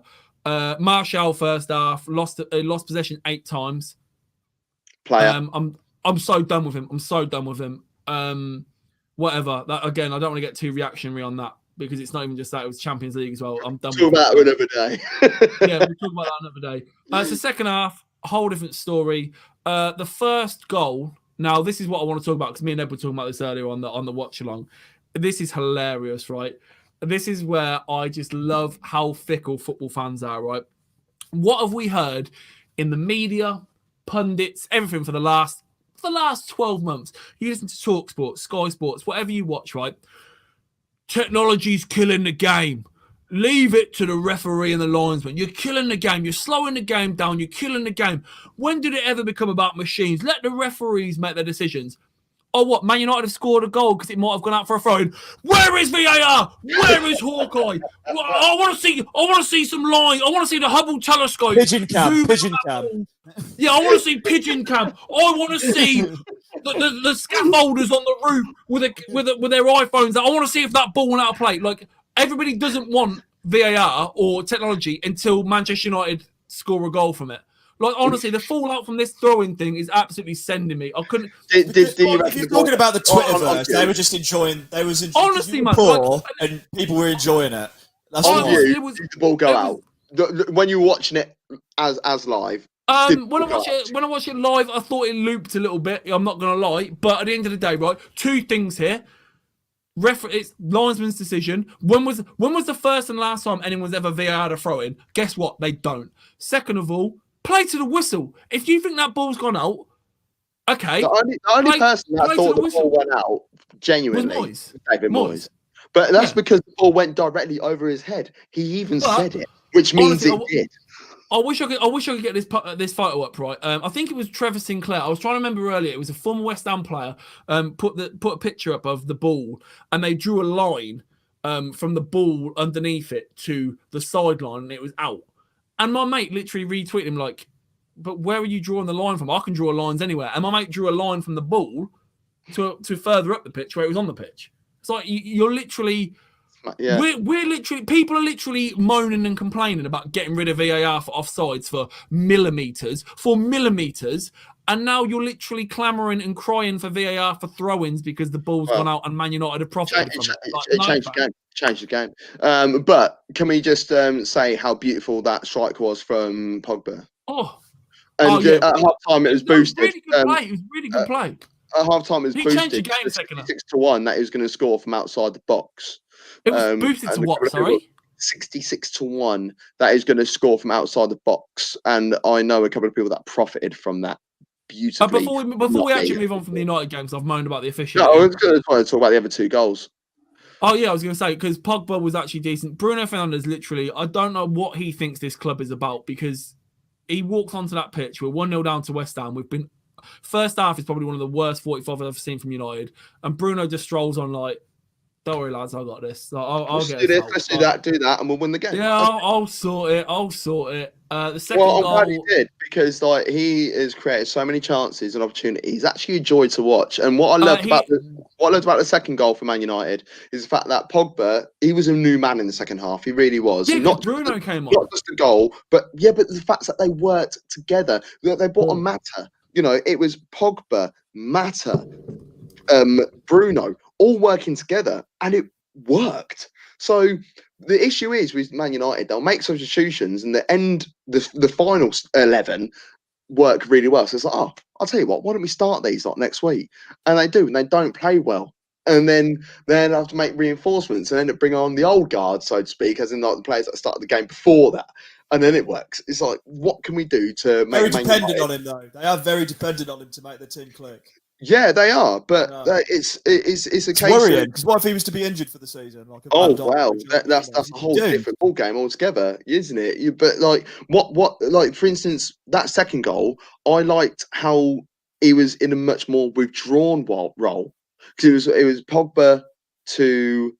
Oh no, that's for the Rashford goal. Sorry, it was Pogba to Bruno, who then played it to Mata.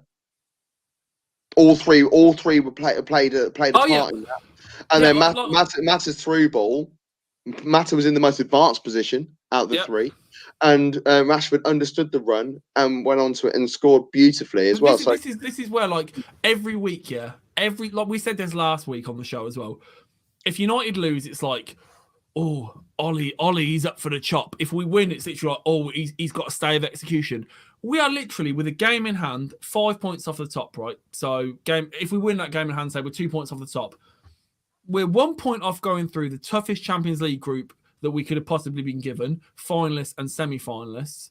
I say this every week. Why is he the one being called for to get the sack?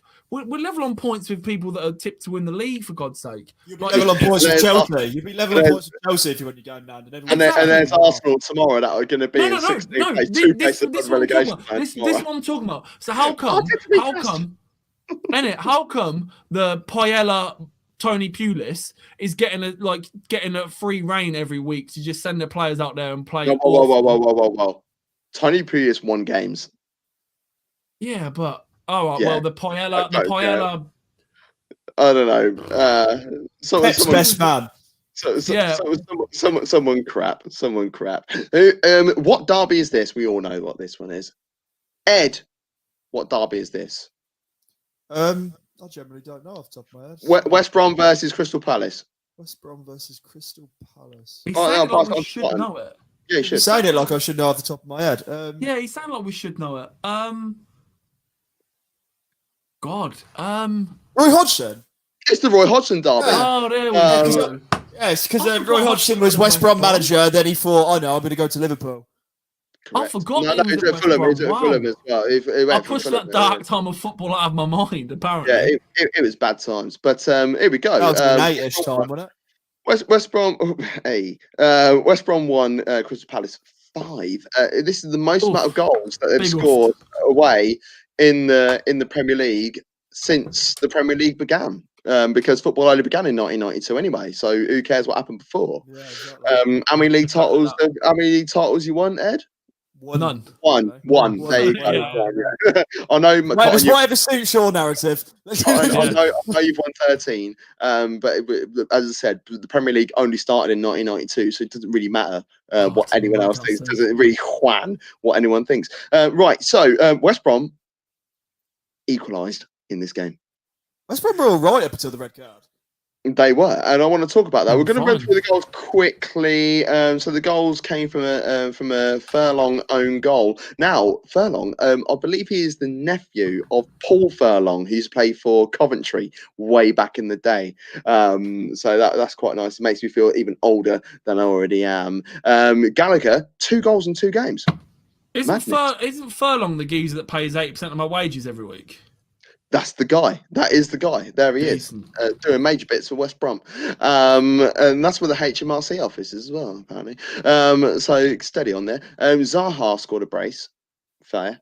I I'm cool with that. But he has been off for 2 weeks, 3 weeks, hasn't he? Yeah, no, but Yeah, I'm okay with that. I'm okay with Zaha scoring a brace. What I'm not okay with is Christian Benteke scoring a brace. No, I'm not happy. Football's broke. 2020 is done. There's a lot of stuff I've let slide in 2020, right? But Benteke not only just scoring a Premier League goal, scoring a Premier League brace, not having it. I'm not having it. Like honestly, you want It genuinely happened. It genuinely happened. You want to talk about VAR and technology? I want all of this scrubbed off. I want Benteke, and one of them was a really good diving header as well. I'm not happy. The other one was a good finish as well. The question is football fixed? Question mark. In this country, no. In Italy, yes. Carry on. Yeah. No, look. Well, hold on. Who are you asking on behalf of? Because that's when we can get in some real trouble. Oh my god, yeah. Our views are our own. Anyway, he used to be a top striker, though. Let's give him credit. He did used to be a top striker. Benteke was honestly a bloody good striker. I just remember that overhead kick he scored against United. But in a 3-1 loss. In a 3-1 loss. It doesn't matter. It doesn't matter. It was such a mad goal. Yeah, but then look at Martial's goal in that same game. Yeah, that was his highlight of his Liverpool career. But for not for Crystal Palace, for Aston Villa, he was a baller. He was a baller. That's what got him the move. Big fish, and then he went to. He scored 13. I think he scored 16 goals in 38 appearances for Liverpool, which ain't that bad. But he just didn't suit our system. No, he wasn't great. Like, he wasn't bad, but he just wasn't. He came in just after the Suarez move. He'll go to the fridge. Just after the Suarez move, and the was Sterling still there? Yeah, Sterling. We had Benteke, Sturridge, and Balotelli. Yeah, and Ricky Lambert. Yeah, we bought Ricky Lambert straight after Suarez for 7 million. It was heartbreaking. Oh, I know, and people were like, "Oh, it's a bargain! It's a bargain." He scores goals. I forgot that ever happened, man. No, remind yourself. Andy Carroll was there as well. Remind yourself. We already spoke about scored a winner in a game, though. Should we talk about Andy Carroll? I'll tell you what. That's a show. No. There's West Brom, Crystal Palace. Crystal Palace scored 5 against a team who can't play with 11 men. Never mind 10 men. So yeah. You know what I mean? Let's talk about the red card by Pereira. Please, let's do, 100%. So he's been challenged. Pereira is on his back and he's kicked out at, was it Van Arnholt? I thought you said it's been challenged, like they've been trying to. Oh yeah, I thought you. I thought you. Surely not. Cousin It was challenged. Yeah, and he's for me. Well, has the challenge happened? He's gone down and he's stuck his leg out. Referee has gone to VAR. Has had a look. He gave a yellow card initially. He's gone and had a look at the monitor. He's offered a red card. He said, "Do you want this instead?" He was like, "Yeah, go on in," because I meant it, and that's what I'm getting at. It's a frigging red card. His face, as he's gone down on his back, is not kicked out with malice, but he has stuck his leg in the direction of the opposition player and was grimacing on his face and looked at him the whole time. He knew exactly what he was doing. He knew exactly what was petulant. It wasn't like he was angry and he was literally like intent to hurt. He was just annoyed. He didn't intent to hurt. You're right. He was just pissed off, Son got this stirred up some stuff earlier as well because there was a few screenshots and it was like shout out to the Football Ramble, but they posted a picture and it was the Son one, this one, and the Maguire one. And it was like when kids don't want their nappies changed because obviously they're on their back and like kicking upwards. I instantly knew. I was like, and what's the comment? What's the one thing out of those that didn't happen? Maguire didn't get sent off for his, and that was what all the comments were like. Bloody United again, and it's like, can we just enjoy a funny meme? Without having to moan that we didn't get a player sent off once, but West Brom are going down. Yeah, of course they are. So what we're saying now? West Brom, Sheffield United, and Arsenal. Yeah, I reckon that actually could work. I might put. I think Sheffield United might finish above Arsenal. They might do. They might finish in 18th, but they're going down.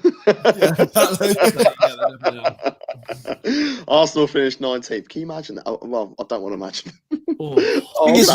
You wouldn't get promoted from the Championship. That's the I know. We're a struggle, weren't we? Absolutely struggle. Any team would, man. Honestly, it's a tough league to fall to. That's why people spend too much time in the Premier League. They end up in League One before they know it. These boys, the Chiefs, is used to these boys will get me through. These boys will get me through. Used to success. I'm used to failure. I said upsets. No, I said upsets. I didn't say success. No, I said success. I was going to say, no, mate, we won the Super Bowl last year, but we've always failed. Who's next on our hit list? Who's next on the old? God. On who's going down? No, not who's going down. Who's coming up on the show? Who's coming up on the show? Not the hound egg. On the Premier League. You know that. Soccer. Right. Okay. So, which derby match is this? Chelsea 3, Leeds 1. What derby is this, Cotton? It's the Patrick Bamford derby. Well, that is the case, but that's not what I was going for. That's not what I've got written down. It is the Patrick Bamford derby, but I was being a bit more nostalgic with this one. It's the Michael Dewberry derby. Oh, good shout. Did he play for both? He played for both, didn't he? He did, yeah. He did. All right, Michael Dewberry. Michael Dewberry was there when Leeds almost won. I didn't almost win the league. When they thought they were going to start doing bits. So it's not Nelka play for Leeds? No, he didn't. So it's not Bamford and it's not Dewberry. No, and what I'll do, I'll take a screenshot of my original connections list as well. So I'll send it to you guys in the group. Hold on. When did they play? When did they play for the last 10 years? Have they been there in the last 10 years? No, I don't do new things. I'm an old school guy. Spygate, because that was last. Chelsea, I don't want. I'll give you a semi clue. Yeah, go on then. I bet you will. Where do we live? Northampton. Yes, that's the clue. Quickly, there's silence. People will be listening to this. It should mean everything to you. Striker. Oh, Jimmy Floyd Hasselbank. Jimmy Floyd Hasselbank. Why didn't I say that? Earlier. The first thing that come up, I was like, nah, he definitely did play for Leeds. I'm going to look like an idiot. How am I getting Michael Dewberry, but I'm not getting Jimmy Floyd? Jimmy Floyd as well. I'm such a twat. It's the Jimmy Floyd Hasselbank derby. I can't believe I didn't get that. Even when you said Northampton, I was like, what? Yeah, he was manager, yeah. Oh, I'm an idiot. I'm so good I didn't say that. I would have looked at Don't worry about it, gentlemen. I'll tell you what, we're all friends here, so don't worry about it. Let's rattle through this because I did like this game. It was a good game, but there's still a couple more games I want to talk about. So Patrick Bamford. It is the Patrick Bamford derby as well, correct? And he scored the opener, and it was a bit of confusion at the back, I would say. Yeah, it was, and that takes Bamford to 8th for the season. It takes him ever closer to Arsenal. To Arsenal. Yeah, it is. He's two goals off of Arsenal. Patrick Bamford is 3 goals off top. I said if he gets the golden boot, which he won't. But I said if he gets the golden boot, I was going to buy him like a season ticket. Didn't I say? Yeah, you did. You said season ticket. Gav said going to the. Gav said like $1,000 or $2 grand. Euros. No, $2 grand. No, I said 1,000. 10 grand. Wasn't that? Is it 100 grand? Wasn't it? But Cotton, you went with the 10 goals. Get the share. Yeah. Listen, I've already ordered. Yeah, you're done. No, literally, yes, you already ordered it. It's literally like 60. It's literally like 60 quid. 60 quid, 600 quid, grand. That's pretty much. Right. Yeah, listen, I'll buy that shirt. I can't pull the short straw, and the good straw. Was it Christine? Was her name Christine? Yeah, we'll have to go back. She hasn't been on the show since. No, she's been quiet, hasn't she? We might be able to get away with this. I might be all right. Yeah, let's keep quiet. She's actually recording everything, and she's gonna freak us. She's gonna take us to court. Olivier Giroud is the first person scoring 6 consecutive games for Chelsea since Jimmy Floyd Hasselbank. Since Jimmy Floyd Hasselbank. Is it actually? Jimmy Floyd Hasselbank 20 years ago, 19 years ago, 20 years ago, 19 years ago. Wow. So yeah, he's on fire at the moment. He's absolutely loving life. Kurt Zuma scored a header, and Pulisic. I'm annoyed about that Pulisic goal at the end because Timo Werner could have had a shot on target, which would have won me a few pounds, but he didn't. So he's on my C list. Do you want to know a fun fact about this game? Go for it. Chelsea's benched keeper, Kepa, cost approximately £30 million more than Leeds starting 11 Wow. combined. I'd like to talk about Chelsea's new goalkeeper, and I think he has been sensational since his turn. Edouard's been brilliant. But Kurt Zouma has been brilliant since the new goalkeeper came in. Like every game I watch, he's fantastic. Should we go to Cotton and talk about I literally at the start of the season, one of my closest friends and watcher of the show, Stu. He at the start of the season, before the season started, referred to Zuma as a bit part player, and ever since he has just been absolutely outstanding. And my defending him was okay. Yeah, he's been out on loan a lot, but he's still very young. That's what Chelsea do. They farm him out, they loan him, they get experience. I think Zuma's been amazing for them. They've been searching for a centre back for years, and they've been trying to buy players. And Christensen isn't the one, and whatever. I think Zuma's great. I think he's been great this season. I think he was half decent last season. He played every Champions League game last season for Chelsea.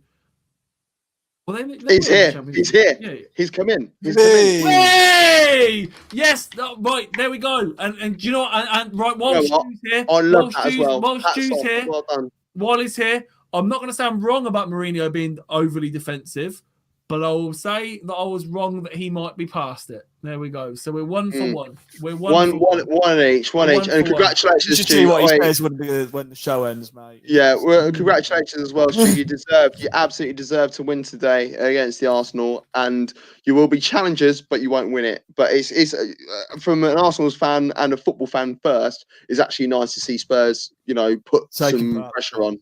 Yeah, exactly. And it's always good to see. That's not actually a dig. That's not a dig. Yeah, exactly. I can't wait to see you again, Stu. We deserve a beer sometime soon. It's been a long time. When we're laid, kids, support bubbles and all that stuff. But yeah, Chelsea. Oh, hold on. I know this is talking about Spurs. To be fair, mate, I thought he was washed up myself. Right, that's fine. That's all I wanted to hear. Next, back onto the Chelsea game. So Ollie G doing major bits. Can I ask a quick question about Ollie G? Good. Go. You already know the answer. Yeah, and the answer is yes. I was going to say, is he the most underrated striker in Europe at the minute? And the answer is yes. At the minute, yeah. Is he one of my favourite strikers that played for Arsenal? Yes, proven. Yeah. I've said this for years, absolute years. So I'm not prepared to. I'm not going to make out like this ain't happening at the moment. The real winner here, lads, was football. And Tottenham, of course. Yes, you did very well today. And honestly, I don't have any grudge with Tottenham. I'm one of those weird Arsenal fans that actually quite likes Tottenham. And I've said this since show number 1. Have I not? Look at us. No, come on. Listen. I'm just sorry for the Chelsea fans. Listen, your game has been hijacked by Spurs fans. Your game, yeah, exactly, yeah. So Chelsea fans. London is white tonight, apparently. So I mean, yeah. Well, don't be saying that on streams. If we click that, Jesus Christ! That's not I don't care. Chelsea comfortably won 3-1. They could have scored more. Yeah, Leeds did look all right though. They are going to be high end mid table. They'll come higher than Arsenal this season. Easy. That doesn't mean anything. It means everything. It means it comes 17th or above, which means that they'll survive. And that's what they want in the first season to get promoted, isn't it? When will Timo Werner start scoring goals? Like goals, like Leipzig goals. Goals, yeah. I think next season. He saved a goal, didn't he? Yeah. Yes, right. Really yes. Thank you. He did Meslier's job. Yeah, I was incredible. He was on the line and he's managed to it didn't even it wasn't like a bad miss that it went over the bar. It kind of just he literally cleared it off the line. It literally went out of the box. He was so oh my God, Stu. But he's always in such dangerous positions. You've got to remember that. He's always in such dangerous positions, so eventually it will just come round. Yeah, Gabby, you seen that comment from Stu? That I first looked at that and I was like, "Wow, that's." I was like, "That's close." I was like, "Oh, yeah." I know. And I looked at it out of the corner of my eye and I was like, "Okay." And then Ed, what's Blair saying? Other news? Are you just out there seriously to wind me up? today. Yeah. And do you know what, Gav? Palermo lost 2-0 to Foggia earlier on today. Gav, do you know what as well? I was extremely nice. I even gave him a shout out earlier, and I was like, if you're in town and you're looking to watch your football, £10 for some unlimited bottomless wings and chips. I gave him a shout. But that's probably why he's being nice to me and being horrible to you. Okay.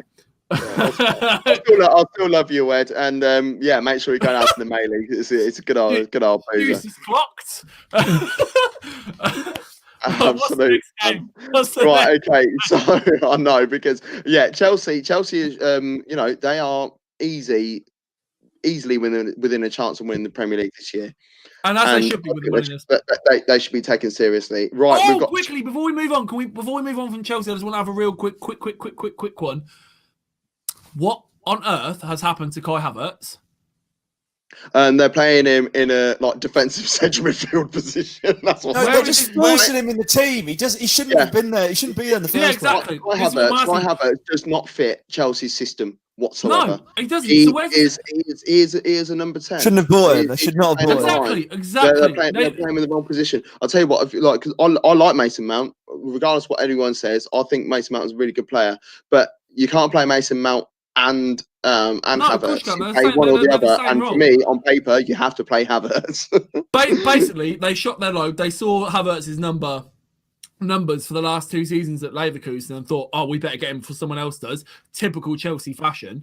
And now they've got him, Salah, De Bruyne. Now they've got him. They're kind of like they're going to ruin his career. They're going to ruin his career, and I'm devastated for Kai Havertz because Kai Havertz won't ruin his career. He'll probably just perform somewhere else or wait. Because they want to recoup. They want to recoup their money. That's what will happen. Back to Germany. Havertz will go back to Germany. For what money? They just spent like nearly 90 million on him. German clubs aren't going to spend that sort of money on him. No. But Havertz will be a buyer's market, not a seller's market. But they will not. He will not go back to Germany next. German club. Loan, that's fine, and loan him for the next 4, 5, 6 seasons, like what Chelsea normally do. But what if he is going to move on? They're going to want to recoup at least 3/4 of the money that they spent on him, and no German club is going to spend that money unless it's Bayern Munich. And if he's not performing, Bayern are not going to buy him. Do you know, Bayern him. Before we move on for the Havertz thing, and I hate to be that guy, and I really hate to be that guy. No, you don't.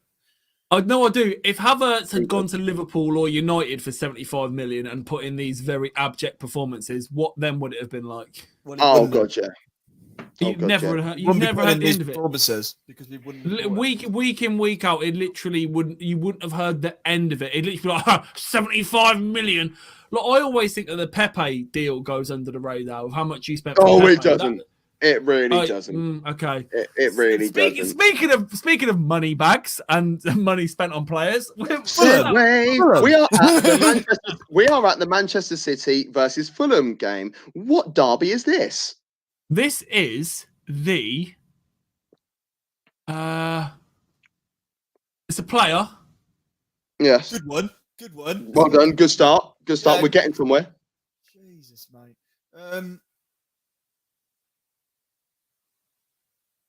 I want to say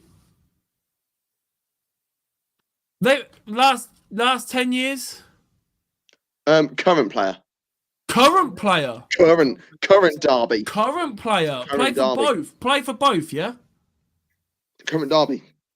Oh my, giddy God. Play for Fulham. Yeah.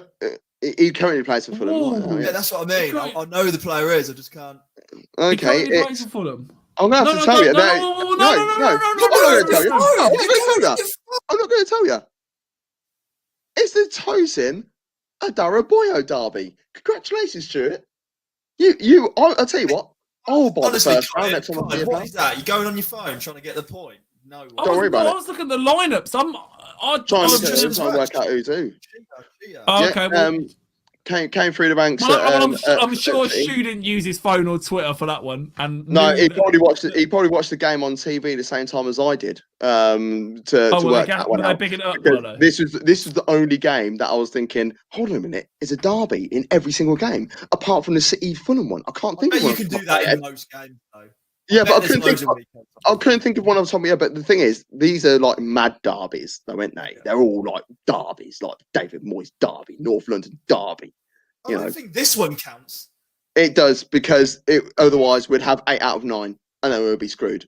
You know. Yeah, fair enough. It Because counts. It Double counts. standards. And then, It and counts. then It counts. if the Newcastle Villa game went ahead, we could have had the Charlie Enzog derby and the Nobby Solano What derby. do you call me? Charles Insomnia. Charles Zombie was absolute baller. Hold on. We've got Stu calling you a goon. You've got him calling. You've got you You and calling then- Charles and Zog. Jesus. Jesus Christ, Are we going to be able to air this? Are we going to be able to air this? Honestly, it's not as bad as last week. Anyway, As long as you just haven't put live in there, and you've put. I'll tell you what though, we're going to be a massive hit with the Millwall fans this week, I reckon. Oh yes, well over time. We have to be well over time. We even got to the end of the fixtures yet. You were doing so well. You were doing so well. City 2, Fulham 0. This game disappointed because it should have been 8 or 9. Oh, it I was agree. hard to watch, man. Yeah. Should we move on? Yes. Hold on. Sterling. Yeah, before we move, Sterling is now the player that's won the most penalties in the Premier League ever. 20? Yeah, it is 20. Yeah. I was going to say 20 with a questionable tone, but when you said 20 as well, I was like, yeah. If we both think it's 20, it must be 20. It's 20. And if anyone says 21, we don't believe you. We don't believe you. Or you're watching this in the future. That's exactly what it is. And then the final game of the matches played. Burnley versus Everton. What derby is this? Come on, this is easy. This is. Sorry. Before you carry on, I forgot to do this. My bad. What's Everton? This is gonna warm me up. Right, this is the easiest derby, I think. Easiest? Yeah. Michael Keane. Wait, no. There you go. Bam. Yeah, he does. Yeah, easy. That's why I'm the professional of this group. That's why we call Ed the Professor. Yeah, exactly. The Professor. Yeah. Right, Everton.